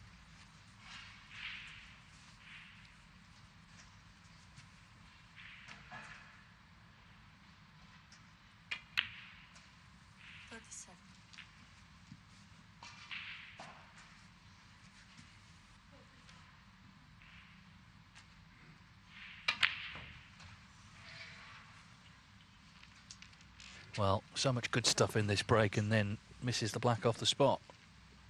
So it came to an abrupt and unexpected end.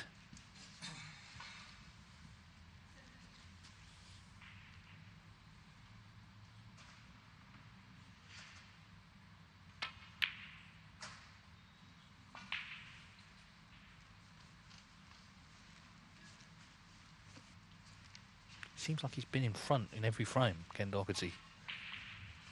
And this is another one, but still in the balance.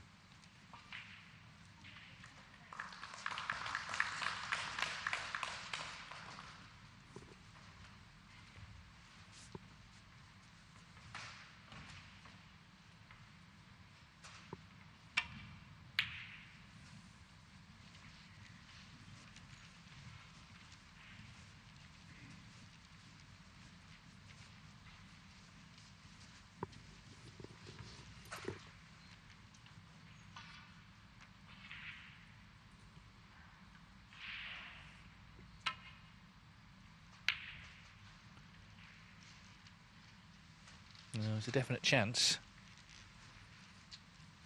Got a bit edgy this match. That's not unusual, of course, here at the qualifiers. Still really just jostling for position in this opening session before they come back this evening to play to a finish.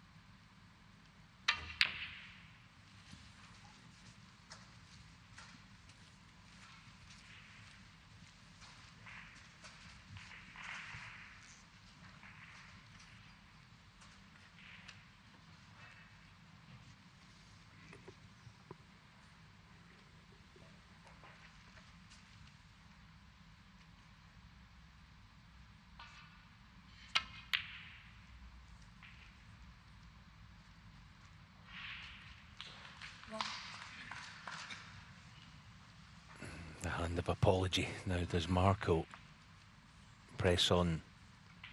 Yeah.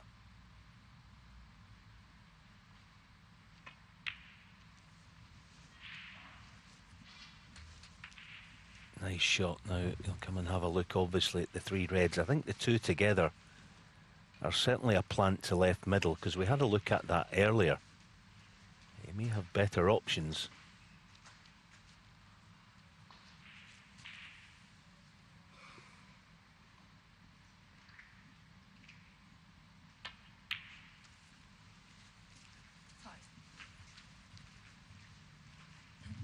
But he can clearly play the cannon if he wants to.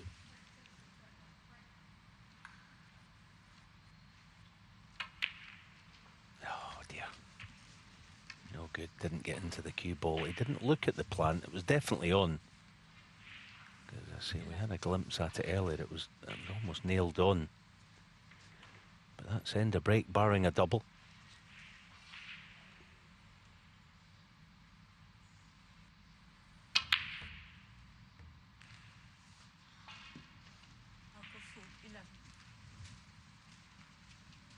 Yeah, I mean, from Fu's perspective, although he's in front in the match, it's been all scraps, really, hasn't it? It's been bits and pieces. He's made a couple of very important little clearances at the end of frames, but hasn't scored.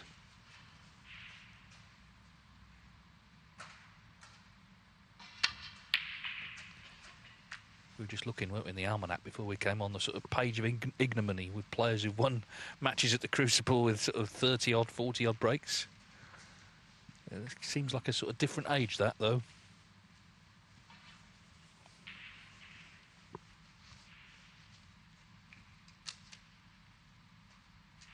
Yeah, the late great Eddie Charlton beat Cliff Wilson.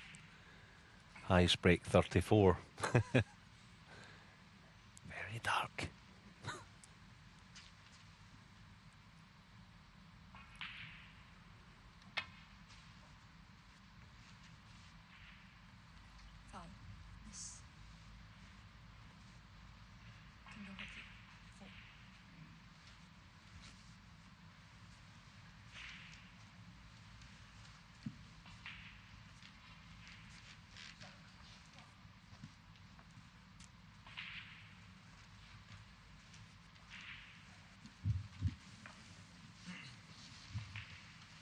Just quickly, Mustafa Dorgum against Graham Dott made a nice clearance in the last frame, 3-1 behind.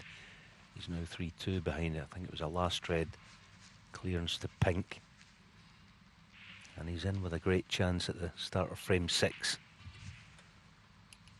Mustafa, that is.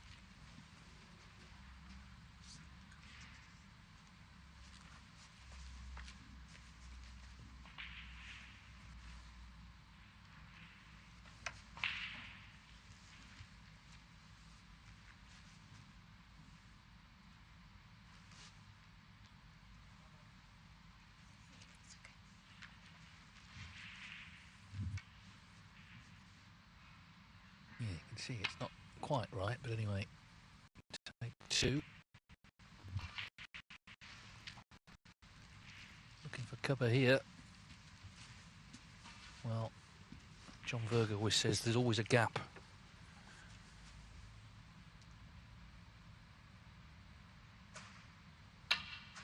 And there was.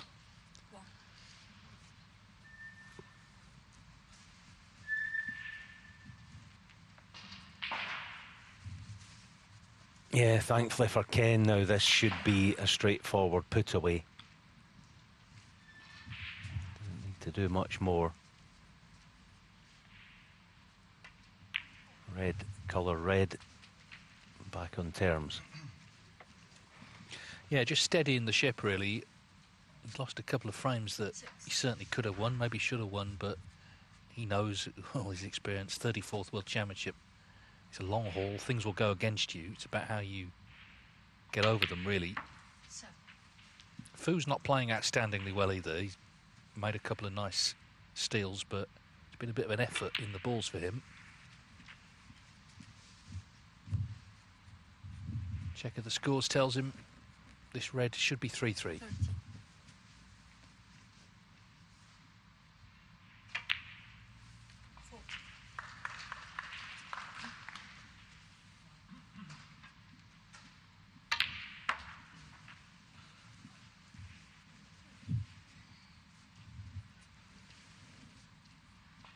20.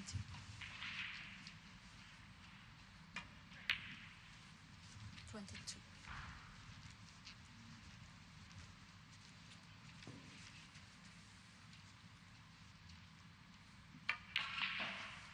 25.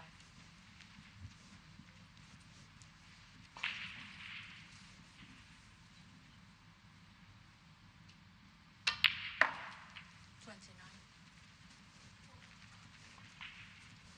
Two players have had proud careers.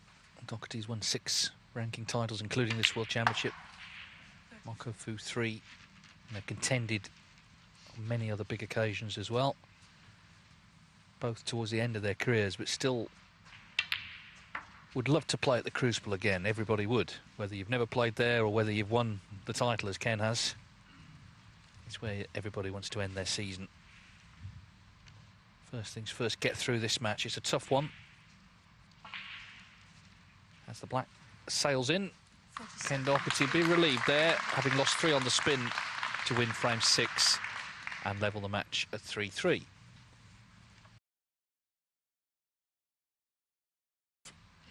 Yeah, that's good, because there was a time when it didn't come out until, I don't know, the last week of it. Anyway, this is frame 7 of the 9 that will be played in this session.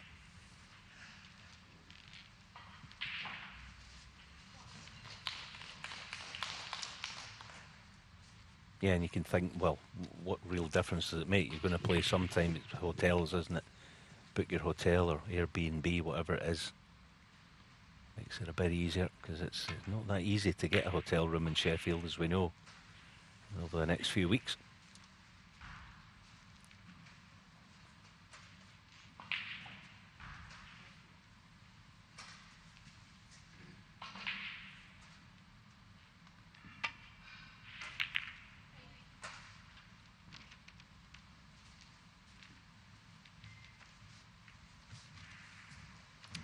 Well, chance here, the long red for Fu. He's potted some good balls in this match, as I say, without really going on to make breaks from them.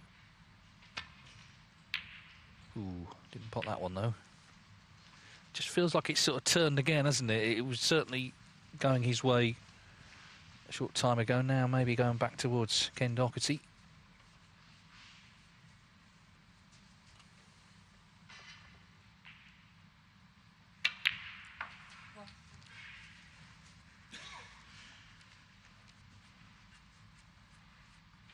think this is worth going into the reds because there's no in-off in the left corner.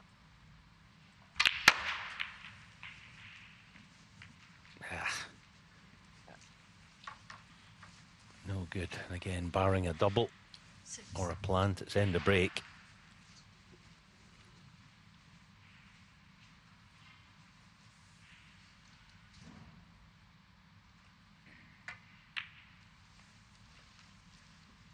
Doherty 6.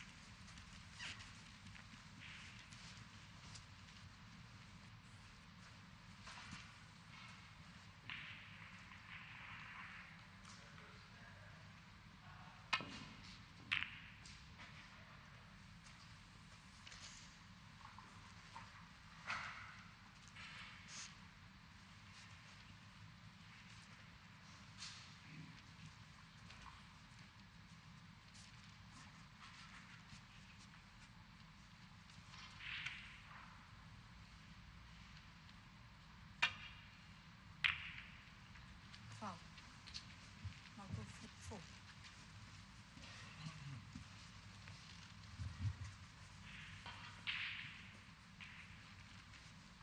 Just as we watch this, a couple of one-sided matches actually. Fang Zhengyi 5-1 up on Jiang Jun. Julien Leclerc 5-1 up on Hayden Pinney. Andy Hicks 5-0 over Long Jiang.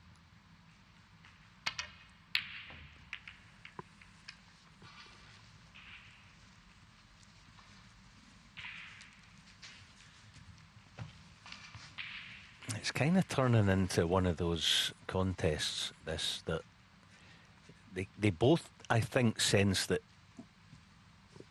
you know, each other are not quite on top of it. And so that brings a little bit of pressure when your chances come along. You think, yeah, he's missing a few, his cue ball's not ideal.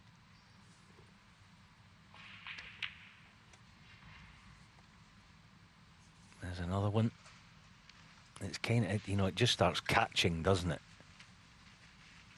Yeah, it is true, I think you do feed off your opponent. Not always, but sometimes. Especially when it's two class players like this.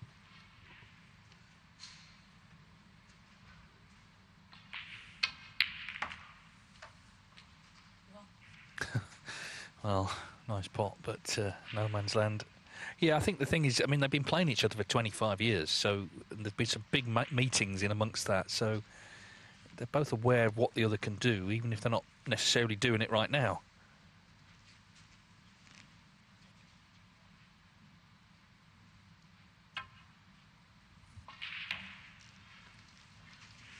Now go through 1.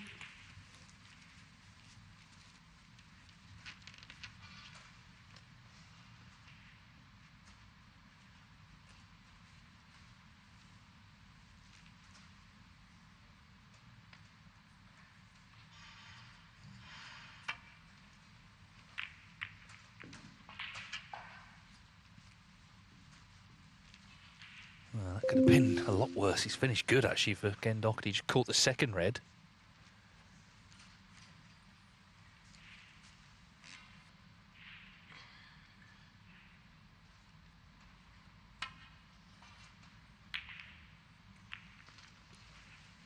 Well, it's not quite Shredsville, but it's got a bit nervy, hasn't it? As you say, sort of mistakes, a little contagious.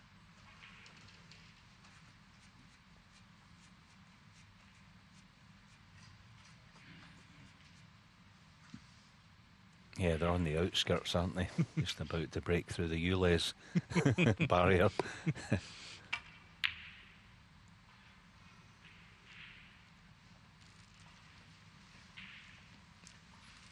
He's gotten away with this, Ken.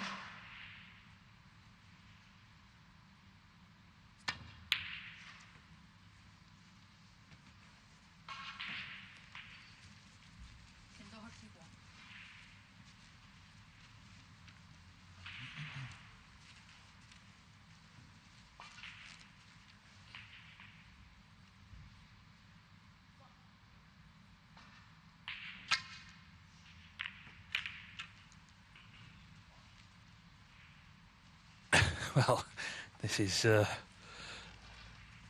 rather fractious old frame of snooker now, isn't it? Who is going to pull themselves together? Ken Doherty summoning up an effort here. Brown at the moment has the nerve to be on its spot. Everything else is scattered. Ooh, he nearly overcut that as well. But he's in with some sort of chance here.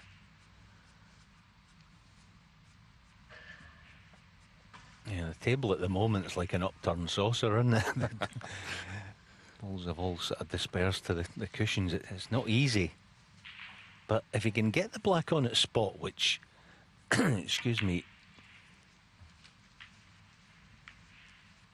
I was going to say shouldn't be a problem. Still has it to the far corner, the straight one. But if he can knock this in, he's got a good, well, 20 odd sitting waiting for him. There's a wee bit of pressure on it.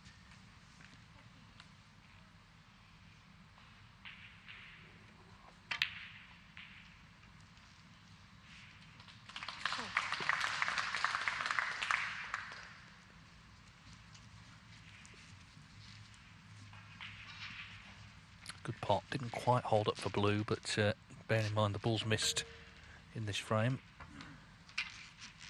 Well, he's just about on it. Thin.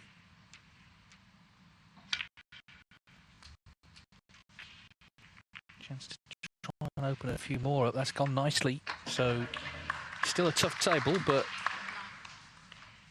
Ken Doherty eyeing some sort of route to opening things up.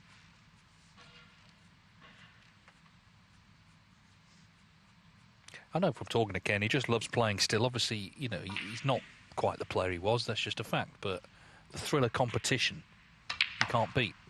He'll be there at the Crucible either way, of course, commentating and giving his analysis, which is good to hear. But he still likes to be out there as a player. He's been doing that since a boy. He went, of course, to Jason's in Ranelagh, just round the corner from where he lived. Every spare moment he had, his mother used to come in looking for him when it was dinner time, all of that. That was his education, his grounding, and he's retained that great love of snooker that he's, well, he's had all his life.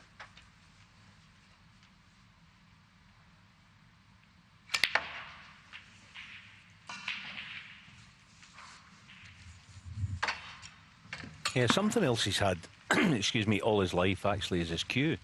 He's had his cue for, I think, at least 40 years. 70. It's just one of those things, and it's kind of good that, you know, I like that. I think in the modern age, lots of players do change their cues. There are a few, you know, Maguire, John Higgins has changed a few times. But Ken's always had the same timber all the way through since being a boy.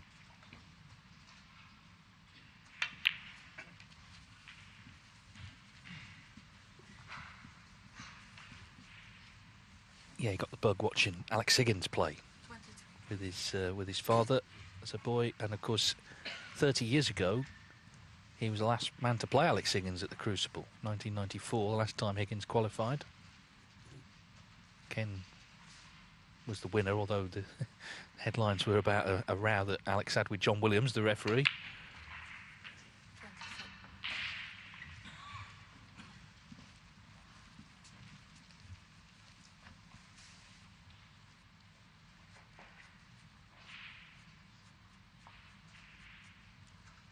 That was the year Alex qualified. He beat Tony Knowles at the Norbreck in Blackpool, and he was 6-3 down at half-time, went over the road for a couple of liquid refreshments, let's just say, and on his way back he fell over a wall, cut his arm to pieces, and as he was playing he was literally blood on the baize, he was literally bleeding. But that's Alex for you, you know, just absolute guts and commitment regardless of the situation. Ken's a very different character, clearly. Very different. But part of that sort of great Irish snooker lineage. 30. Yeah, the refreshments were strong in the Mariners. Just outside on the corner. I don't know if it's still there. It was a little Placed just next to the Norbreck. Eddie Sinclair, all that mob, they were no stranger, shall we say. Oh, that's a nice shot.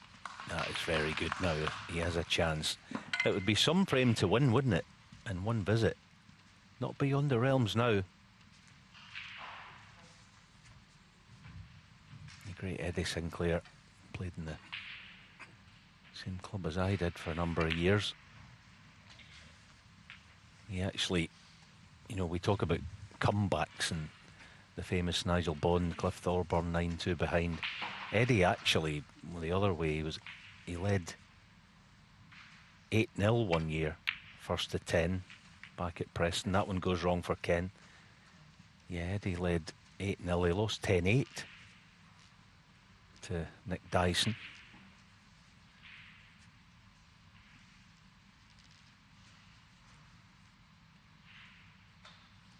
Pressing on here. Yeah, just looking for really the 7 points. Goes astray, but a good contribution that. 39. Yeah, it's a useful lead, isn't it, with Reds safe.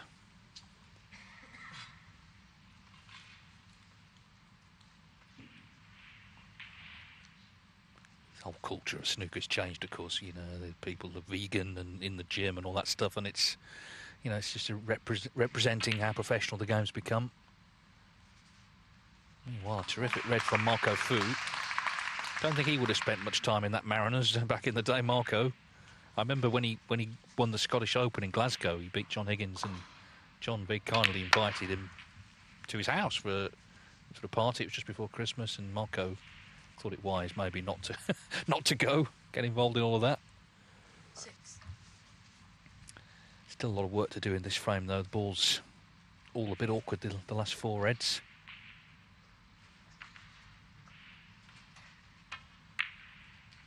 Probably that one, though. And can you just, shift that one? So, still a couple to deal with, but some sort of chance.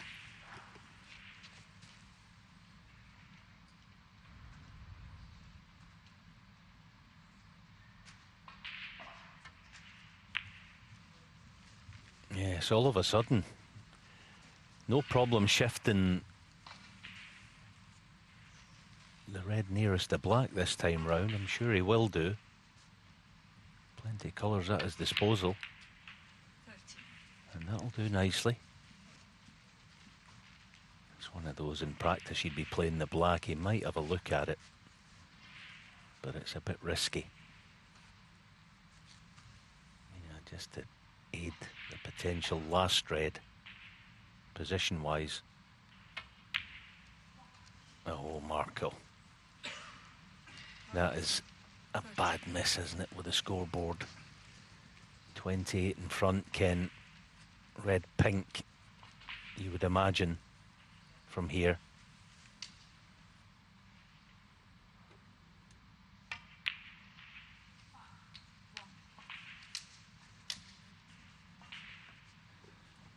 Yeah, it's an unexpected miss. There's been a few of those, it's got to be said, in the match. So, as Alan says, this to leave Fu only able to tie.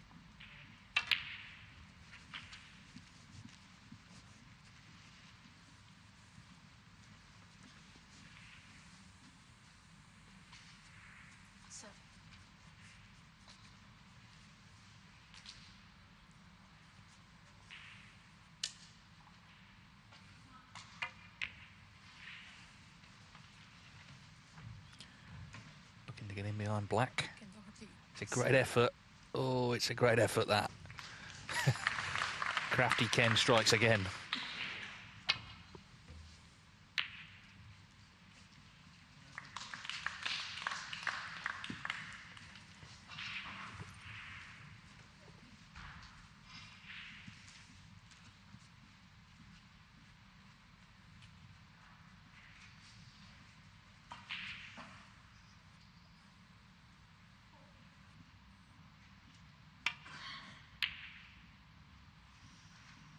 Well, that would have ended the frame once and for all, but yeah, there could be a bit of trouble coming now. just sort of lost the initiative.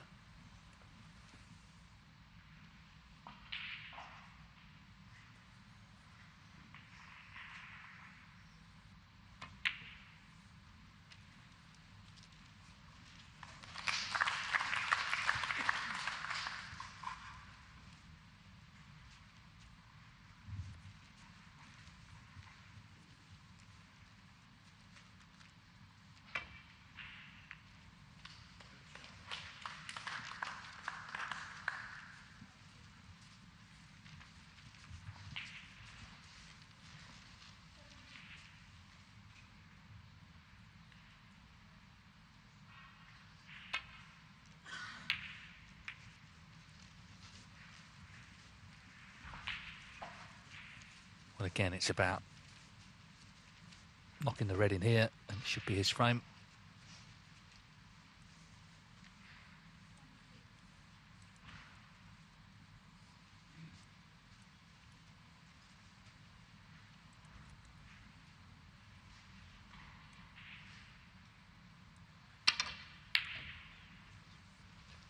If only it were that easy.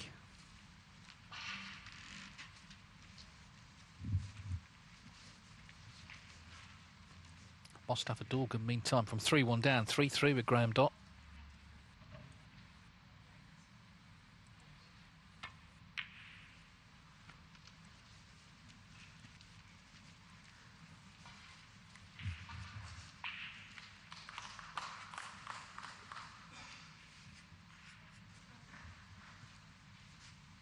Yeah, it's been there he is. It's been a bit of an adventure for him already, beating Fergal O'Brien, sorting his logo out meantime.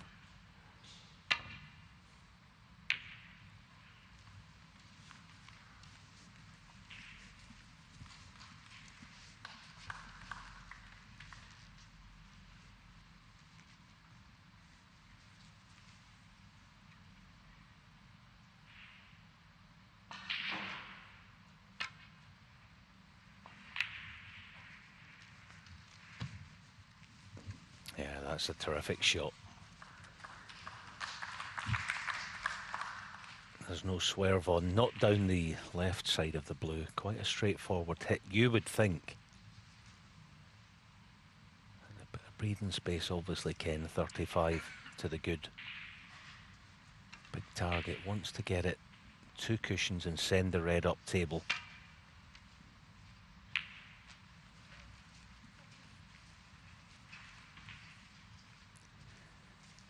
Which he's managed, but here's a half chance. This type of shot hasn't had to go in. Look out about it today, in all honesty. But one Marco will take on. Oh, fabulous pot. I mean, whatever form class players are in, when a big shot appears, they've always got it in the locker to be able to pull the shot off. But that is a shocker. That really is a shocker. Marco doesn't need someone like me telling him, because that was a great chance to get to the respot.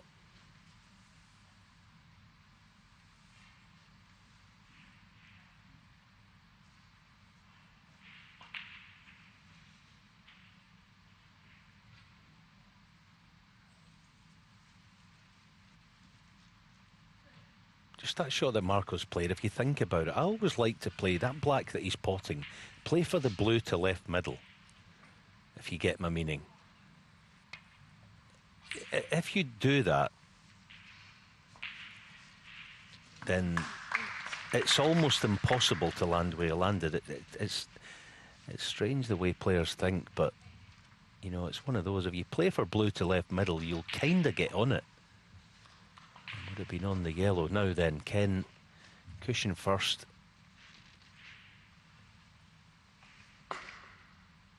Should get separation, no problem. That'll do. That'll do nicely.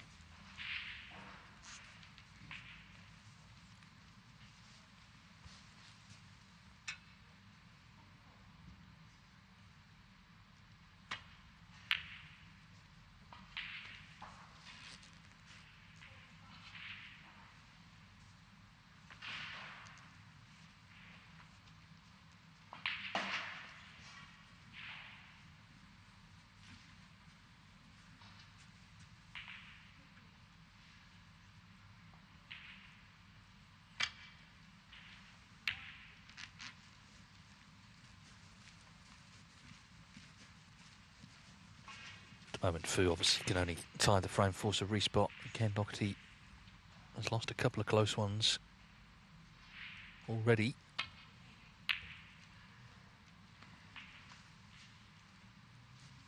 In stark contrast to the world final he won, where he was winning all the close ones against Hendry. Hendry actually outpointed him, but Ken still beat him.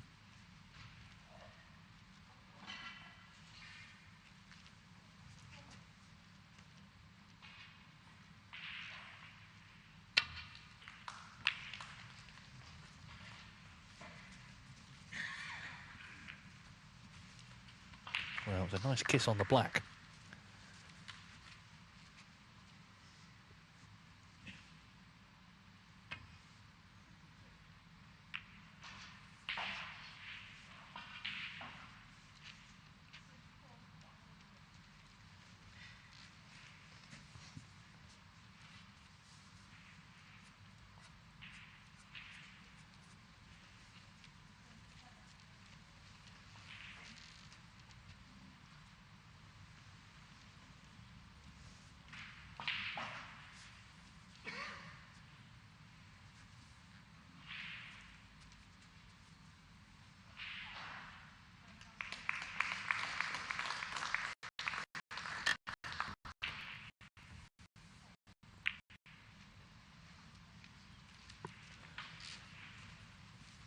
Oh, sorry, he says. Well, he may well. That was one of those where they just could have finished anywhere, but to snooker him, it seems cruel for Fu. He obviously can't afford to leave the yellow on here. Must hit it.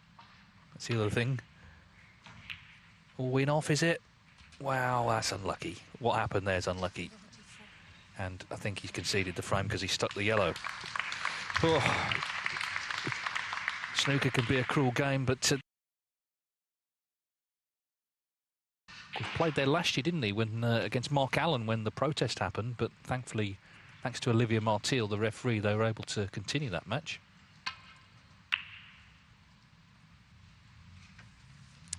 So 4-3 to Ken Doherty against Marco Fu. 2 frames left.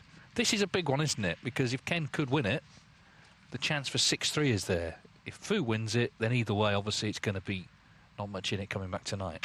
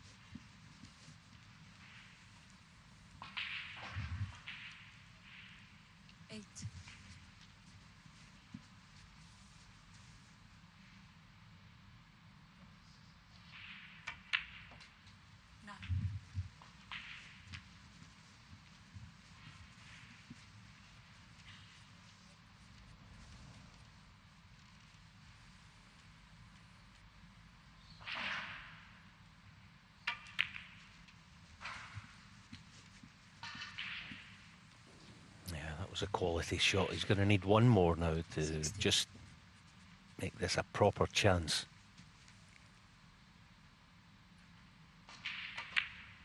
Nicely done.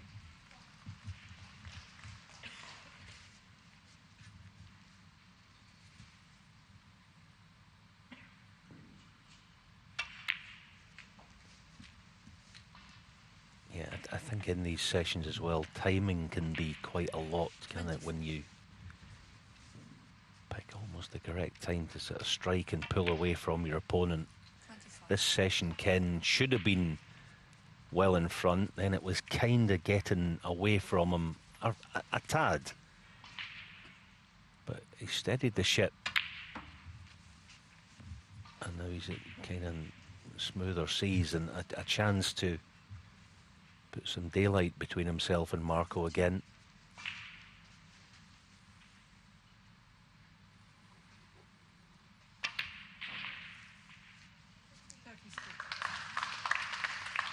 Yeah, this is how he looked at the start of the match. First couple of frames, he looked really confident.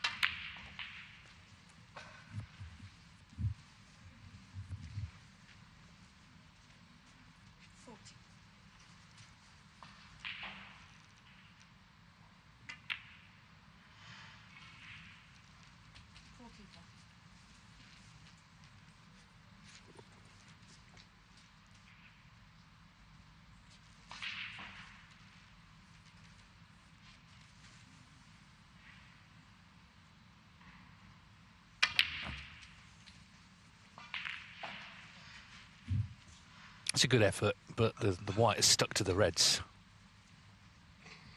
Confident shot again, trying to get the reds open. It's just buried though.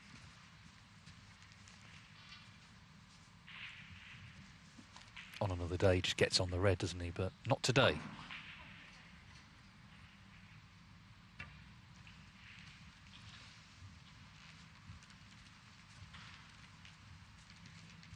Doherty 44.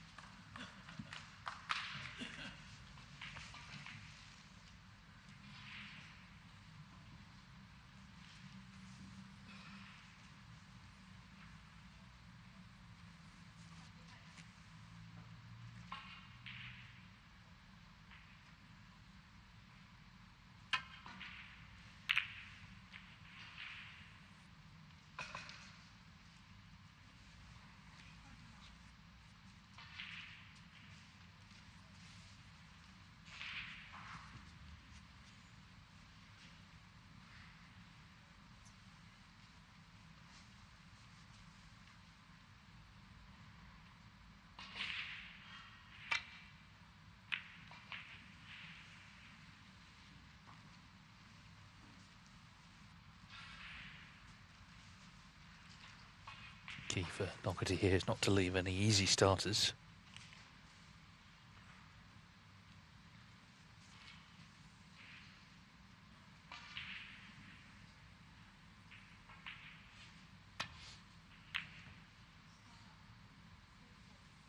See this thing here on the...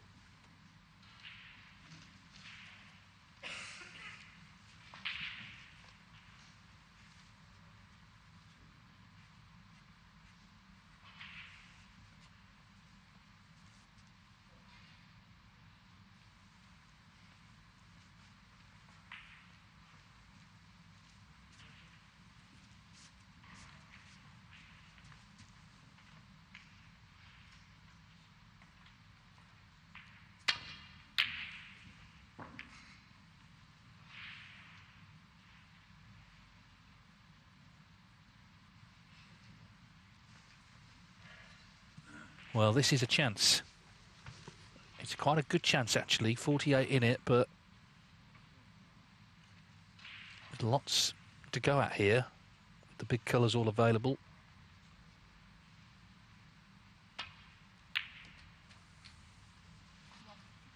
Marco Fu's not really made any sizable breaks yet, but there's still time.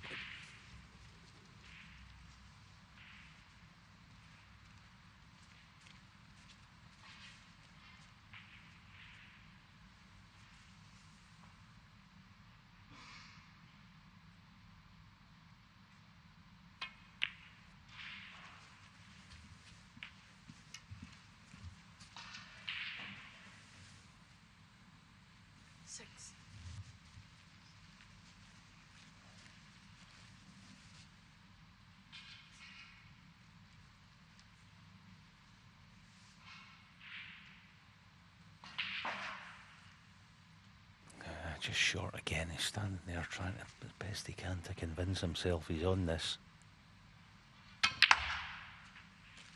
7. Again, not great. And this pink, if he doesn't knock it in, he should lose the frame and go 2 behind. Big pressure on this.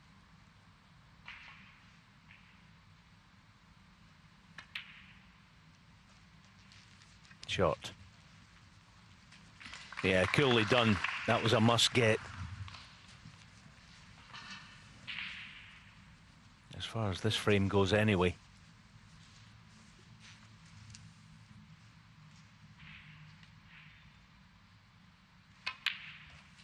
40.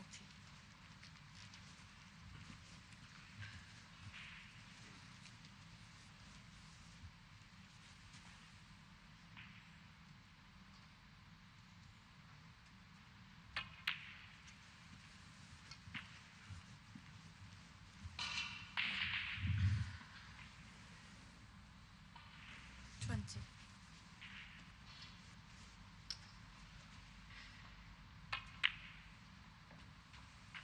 21.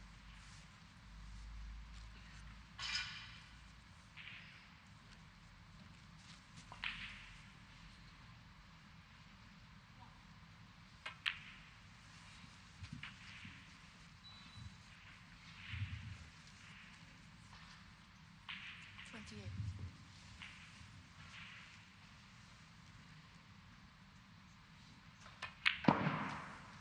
29.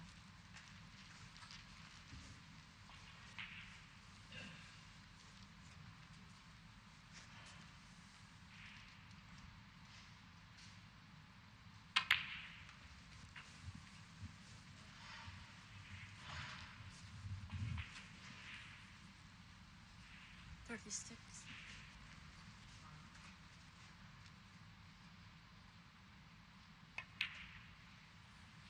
37.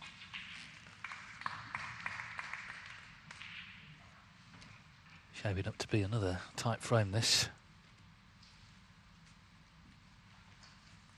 Already the red on the left-hand side cushion looking like a key ball.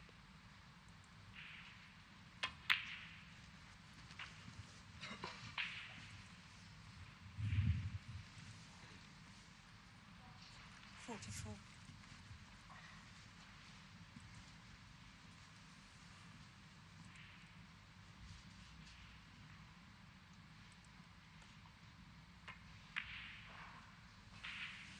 45.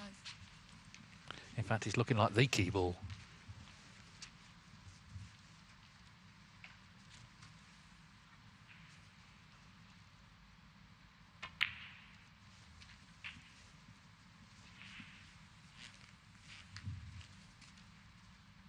52.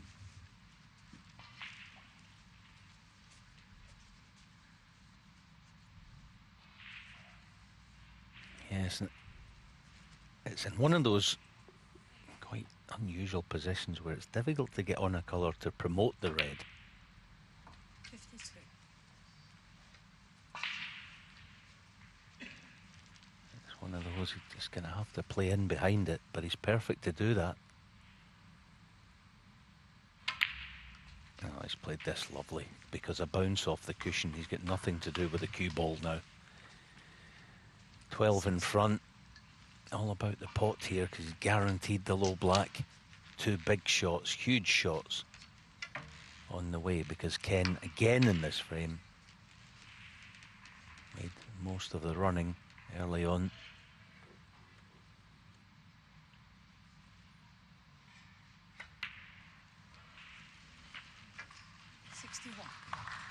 Well, this is his first half century and it's been impressive thus far. Just needs to close it out now. The black puts him 20 in front. So yellow and green for 4-4, and then whatever happens in the last frame, obviously it's close, resuming this evening.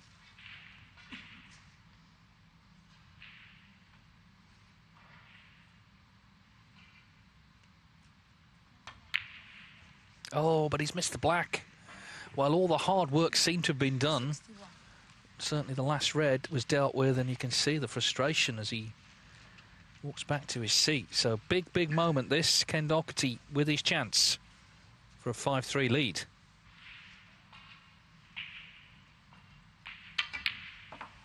It's ironic in a way. It's by far Fu's biggest break, but he may well lose the frame. This is why.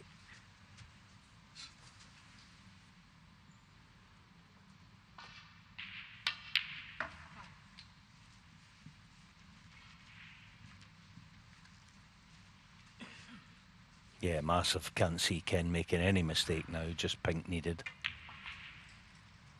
Oh my goodness. You cannot believe he's missed that brown. How has he missed that? Incredible. That is... I mean, he's played a long time, Ken, but that's got to be a first. To miss that at this stage of a huge match, and pretty much the frame in his, well, both his back pockets. Wow.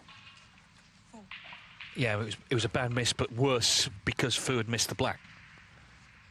It looked like a big psychological moment. It is, but not the way he was hoping. Fu gets his chance after all, just needing the blue.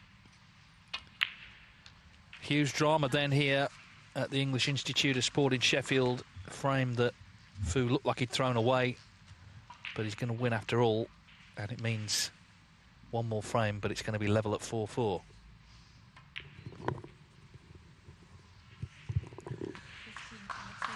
Well, Ken Doherty, you can't believe he missed that brown. I don't think anyone could, and he's got to just recover for the last frame of the afternoon. Fu delighted to do damage, certainly at the Crucible. We'll be seeing some of those over the next few days as the seeded players from the 17 to 48 bracket come in. Neil Robertson, the obvious player to mention. Anyway, Ken Doherty had that frame in the palm of his hand, missed the brown, and this is the last frame. Yeah, had he won it 5-3, this is a big frame then. But as Alan says, it's really just a case of who's going to be one in front.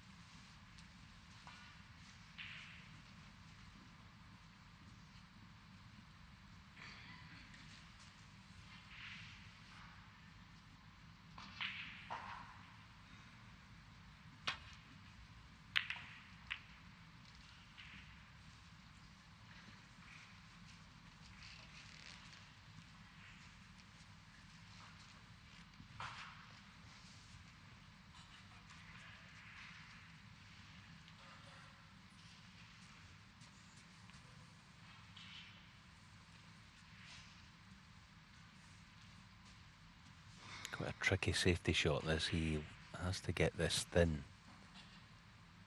to protect the red near the right corner.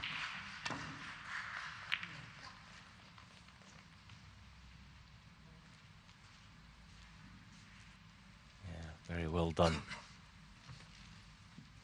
Same thing applies for Marco.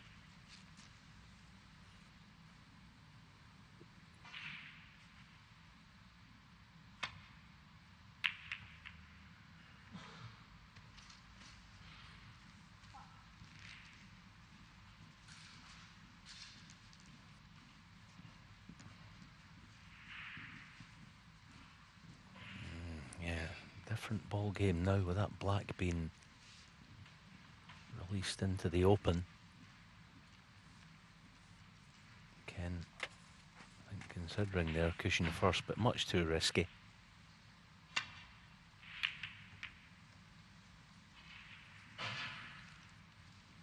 This time Marco does have the red by the right corner.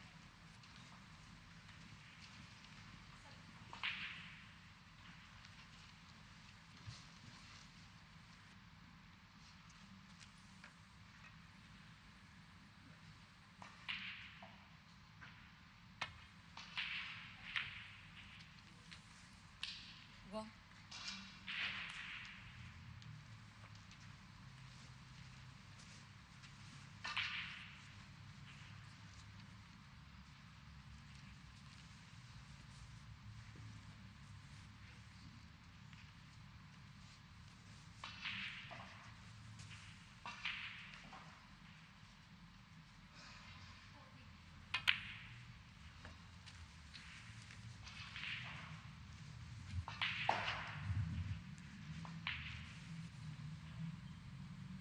Three. God, that is unlucky, isn't it? Another probably full ball roll out of the cue ball, and he was okay. But now I don't even know if it's worth potting a red. I think all he's got is a safety shot from here.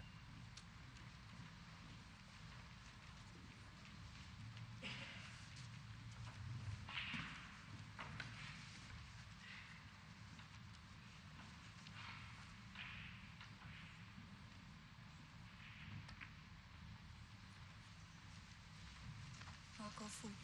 Three.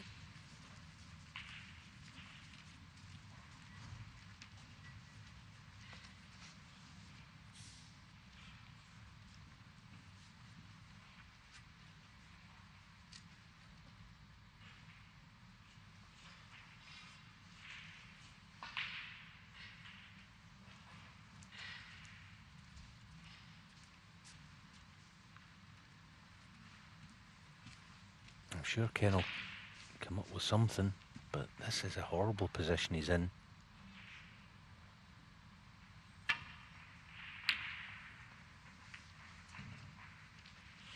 Okay, the red goes in. I suppose it gives him a chance to pick his spot and bolt, but he ain't out the woods yet. He must cover. Red on the right again.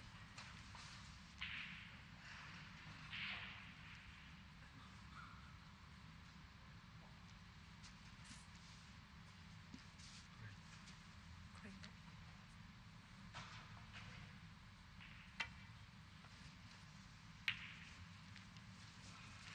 And Doherty one.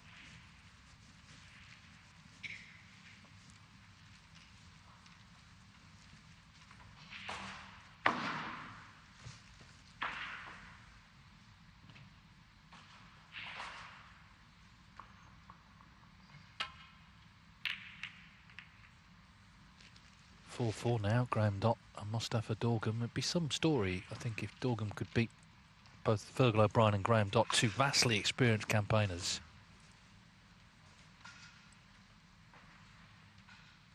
You know, he's not really done that much, has he, this season, but he's finding the World Championship to his liking.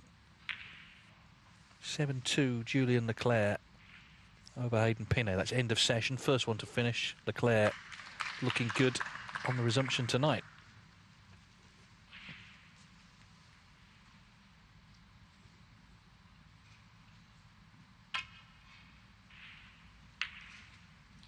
One.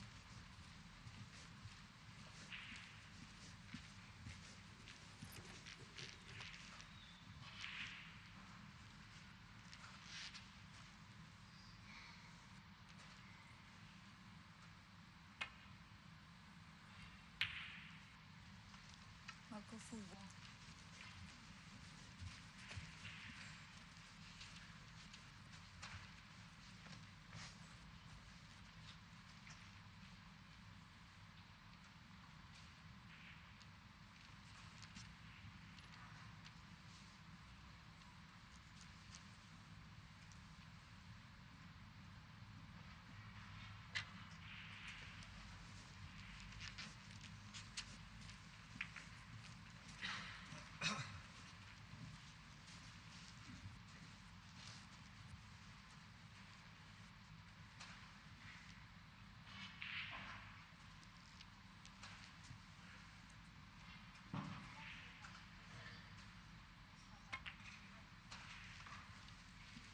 Well, it's clearly a frame is going to take a bit of sorting out.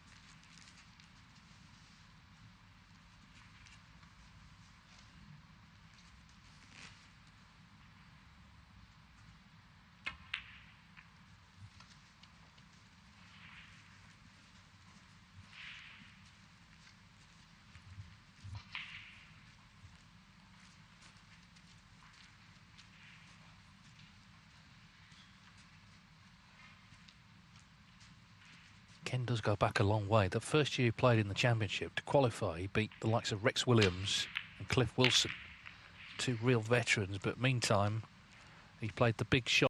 He's not potted the red, trying to get other balls into the open. Doesn't look like he's left one to left corner. They're covering one another. And this is slightly hampered with the one to middle. But it's a chance for Fu.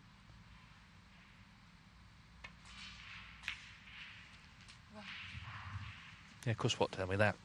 Wishing to to diss two former players, but what links Rex Williams and Cliff Wilson? They both played at the Crucible 8 times, and neither won a match there. That's unfortunately that's in the almanac. That's the record.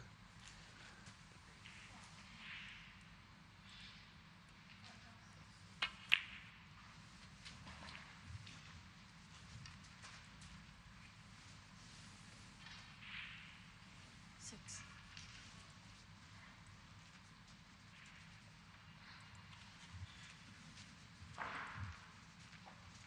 Like Doherty, Fu qualified for the Crucible his first season on tour, 99.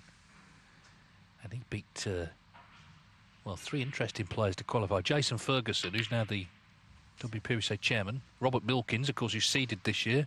And Graham Dott, who's playing now. He was beaten by James Wattenaar, 10-8 when he got there.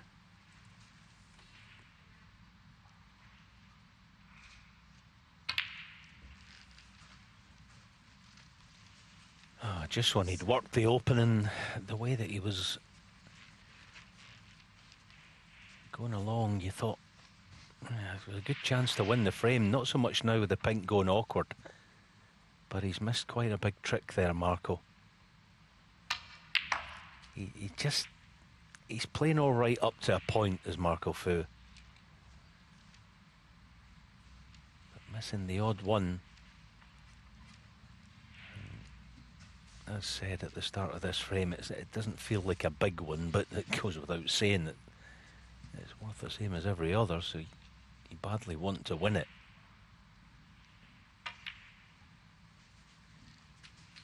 Needs this cue ball to bounce. Just about has. 3.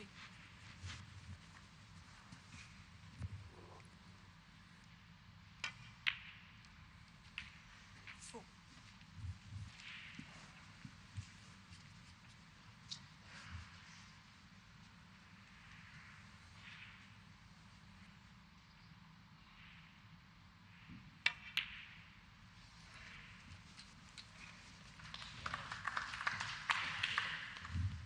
Yeah, class shot that. Just stroked it in.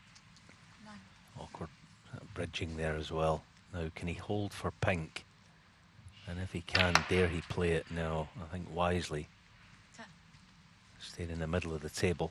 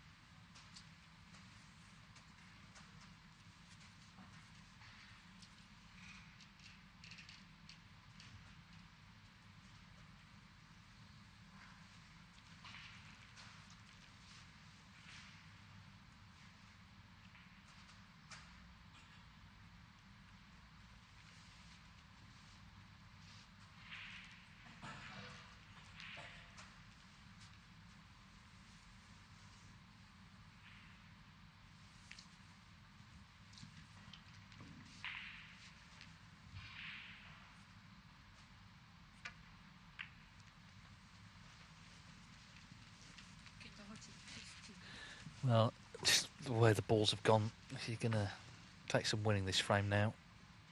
Rather scrappy end to what's been an enjoyable session.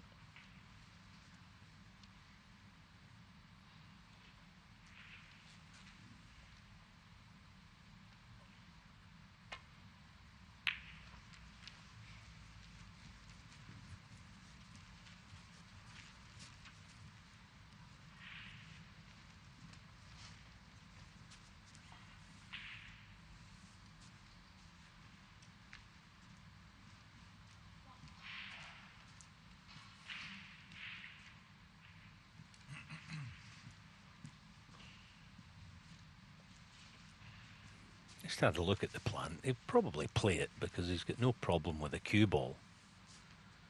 Outside chance of the pot. Outside chance of position on yellow. Well done. 1. Just lost the cue ball a fraction, so it'll just be a tuck in. But not behind green. That would be way too difficult and risky. Just nestle in behind the yellow, I would think.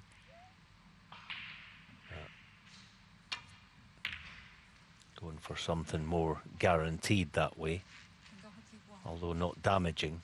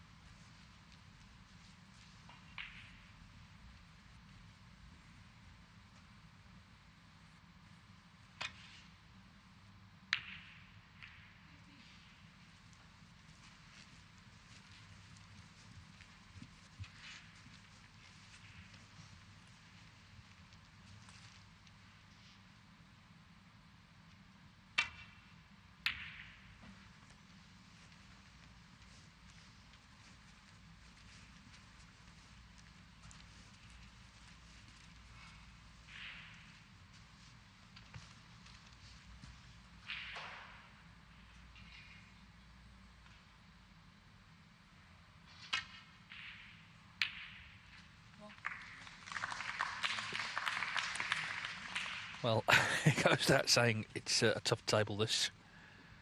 So it's both just trying to chip away, really.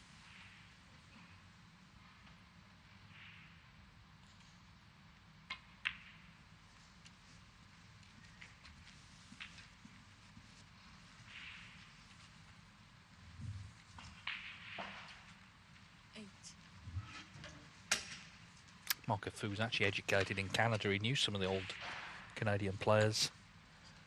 And of course, for a long time, he was coached by Terry Griffiths, the 1979 world champion. Terry's son Wayne is now head coach out in Hong Kong.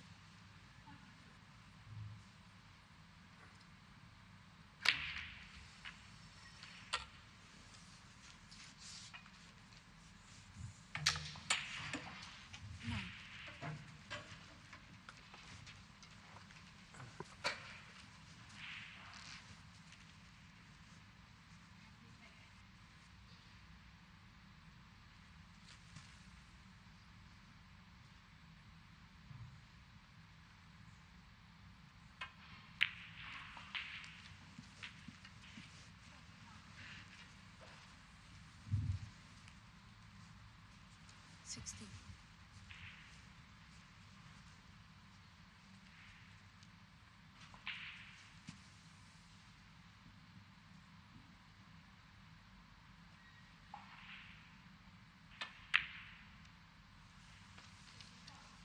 Purple full 60.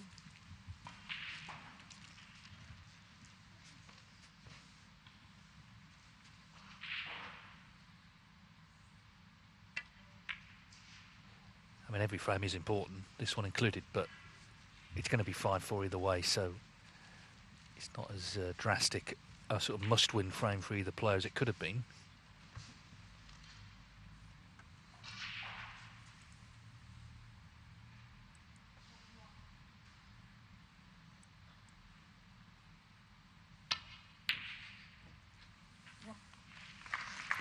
As I say, chipping away, another good pot from Fu.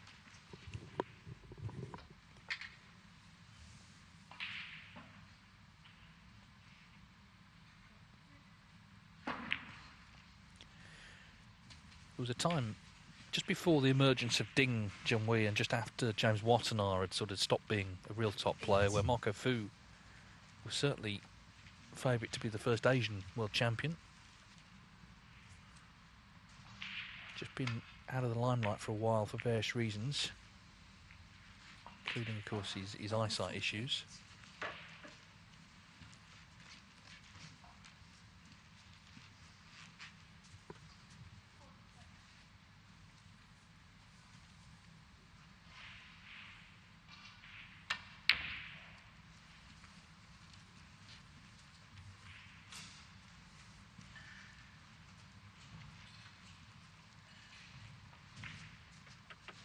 Now, how ambitious will Marco be with these two reds? He can, if he wants to, send them both up table.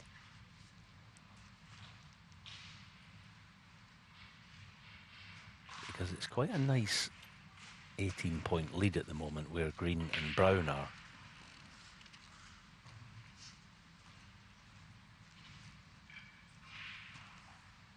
Deciding to keep it tight for the time being. Again, it's not a shot that's going to hurt Ken in any way.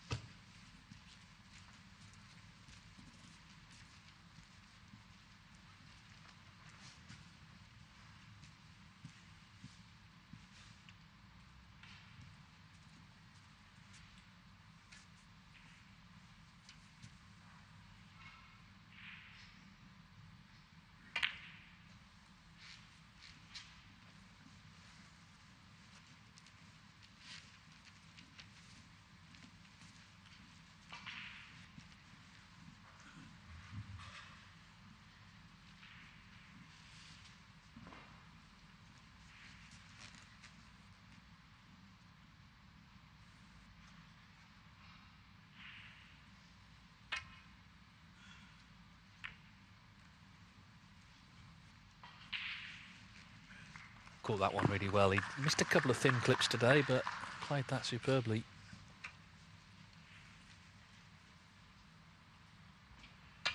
Does give Doherty, though, the chance to bring out the remaining red on a cushion. If you're just joining us, this frame not representative of the match. It's been quite a flowing game. There's been mistakes, obviously, but a lot of excitement as well.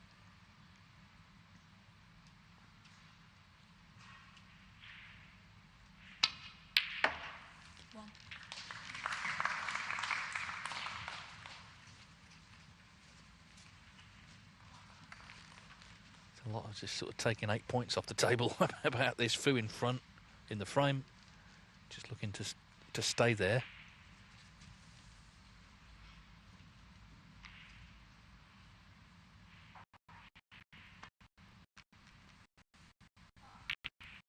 Get the yellow safe with the lead he's got.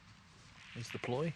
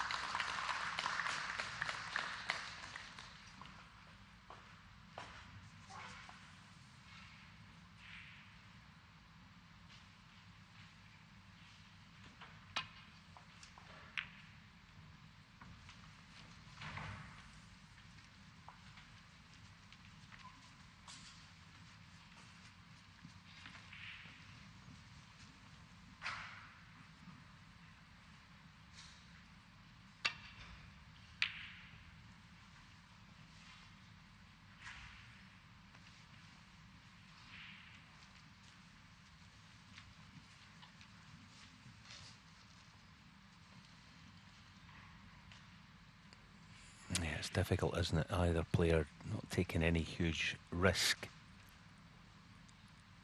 And especially with the red on the left side cushion, it's difficult to play either a telling safety or pot something and get on the attack. Marco just trying to... Well, that's gone wrong, obviously. No great damage done, really, apart from the 5 points. I don't think Ken will be entertaining pot this one and lift the other.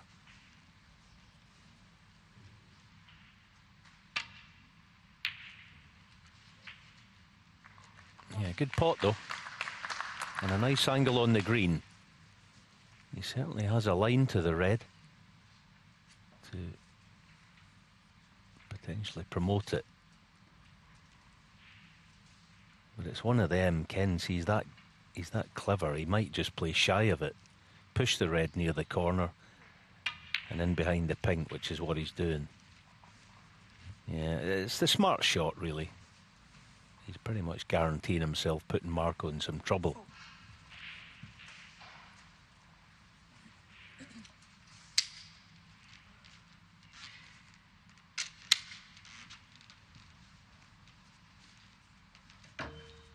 Isn't going to get the red over the corner, but actually it might work out better because it's not going to be an absolute certain hit. He should hit it, Marco, but it's not a cert.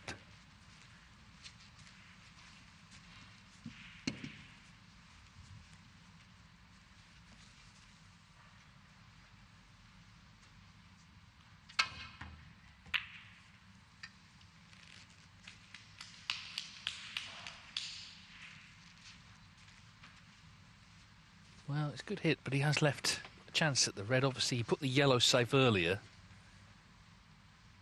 which may now be in his favour. Of course, he's going to need it himself. That's the only problem with that. So this frame's still a little way to run. Yeah, Ken not too close to that one.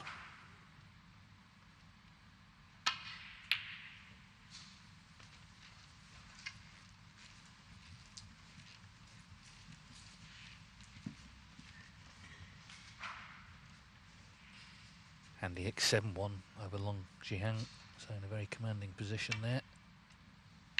And 6-3 Fang Zhengyi has finished against Zhang Zhun. All these matches conclude this evening.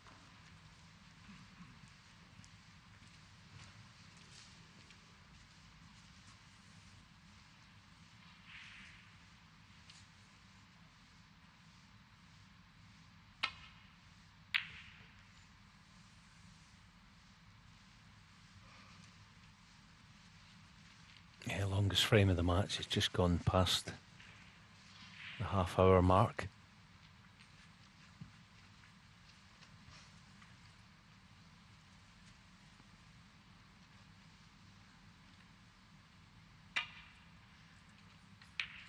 Oh, that's a lovely shot now then. What does Ken have? Can he avoid the green? To get in behind that yellow and maybe even shift it again. It's possible he could play in behind it and just lay the snooker. Oh, you've got to pot the black first though. He'll be disappointed obviously with that. That wasn't difficult.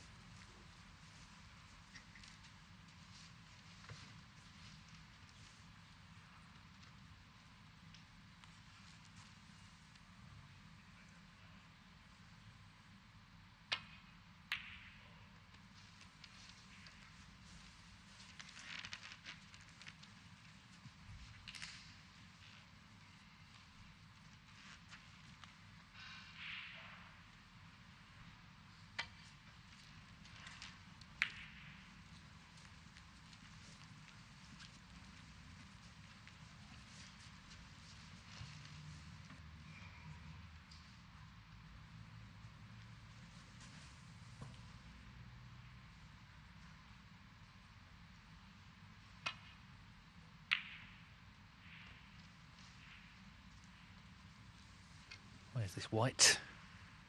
Oh, it's just about okay. It's a nervy old finish to the session, this.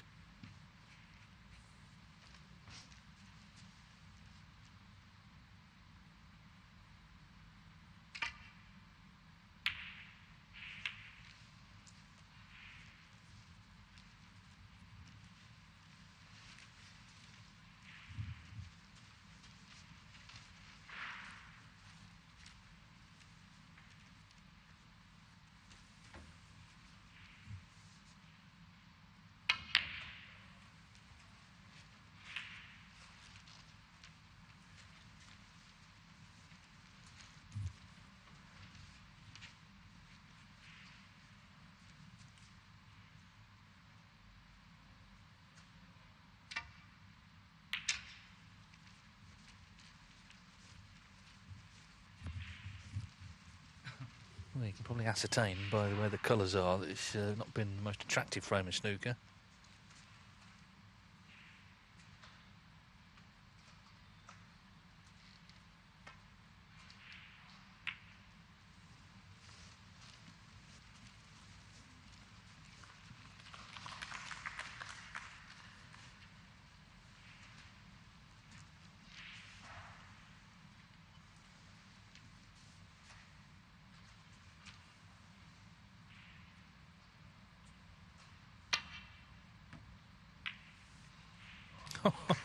Well, these things seem to happen in frames like this. Surely he's not behind the blue. Wasn't far off. A lot can happen yet. I mean, this is pretty outrageous, really. This fluke.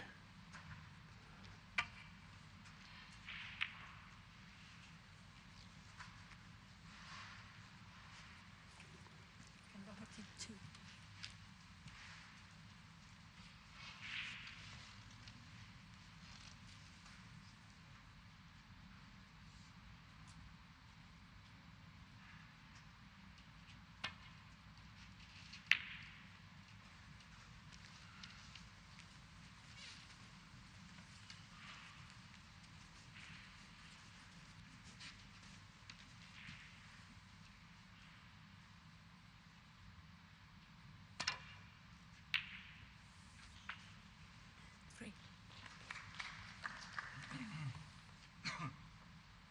good pot, no positional ambition really now. Can he slide in behind? Pink there. No good. But yeah, it's shaping up to be another black ball game. There's been quite a few of them in this match already. Well, Graham Dott's going to be 5-4 up on Mostafa Dorgum coming back tonight, so it's been hard fought, that, and I'm sure it will continue to be this evening. You can certainly say that about this match as well. Just looking at the matches, though, I think, well, O'Donnell, Mahai Long, that's only 4-2, so that's possibly going to come off early, but the rest of them, they're all going to get the 9 frames in, which is good news for, I think, for everybody. Ooh, double kiss. Double kiss.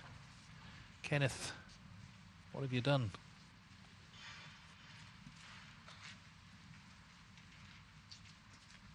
Yeah, but how does Marco get on the blue?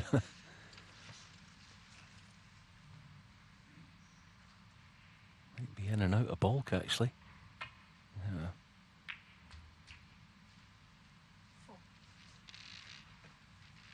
He's deciding to take the 4 points. It didn't really mean anything. It's all going to be about this blue now. Well, not all, but it looks that way, doesn't it? Oh, that was a risky way to play that. Oh, he's got it too. I think he's got it. He's nestled pretty much touching ball on the black, and it's not an easy hit, this. 8 behind.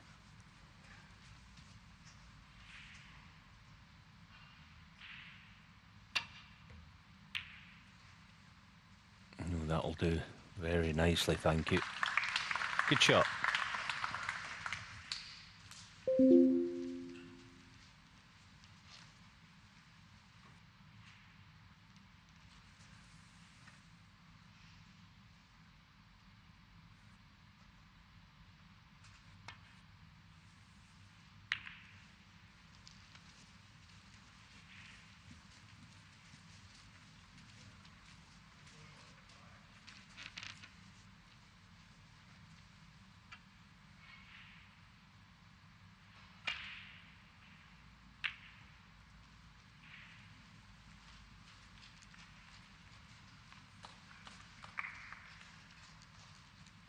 As a telling safety shot. There you go. 37 minutes and counting. Potential double in the top right pocket, but get away from it with some pace. That's a great shot. Well played. Exactly as he played it.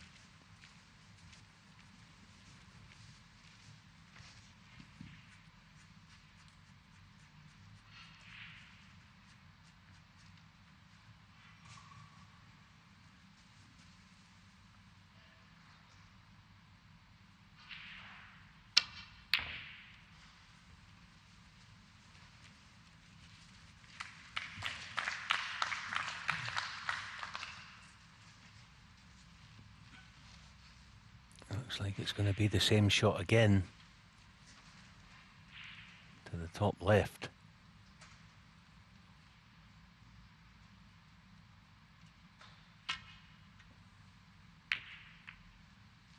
But this time it's gone badly wrong. Here's a chance now for Ken, and it's a good one.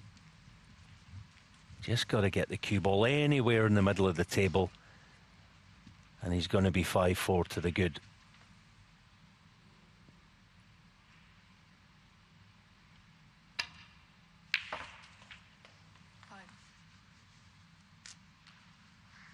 Well, he's lost some close ones today, but this would be a bit of a morale-boosting way to end. It's been a very scrappy frame, but you're just looking for any sort of edge in the World Championship.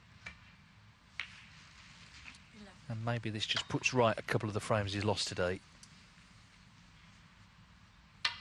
Ken Doherty leads Marco Fu 5-4 at the halfway stage. It's been an interesting 9 frames.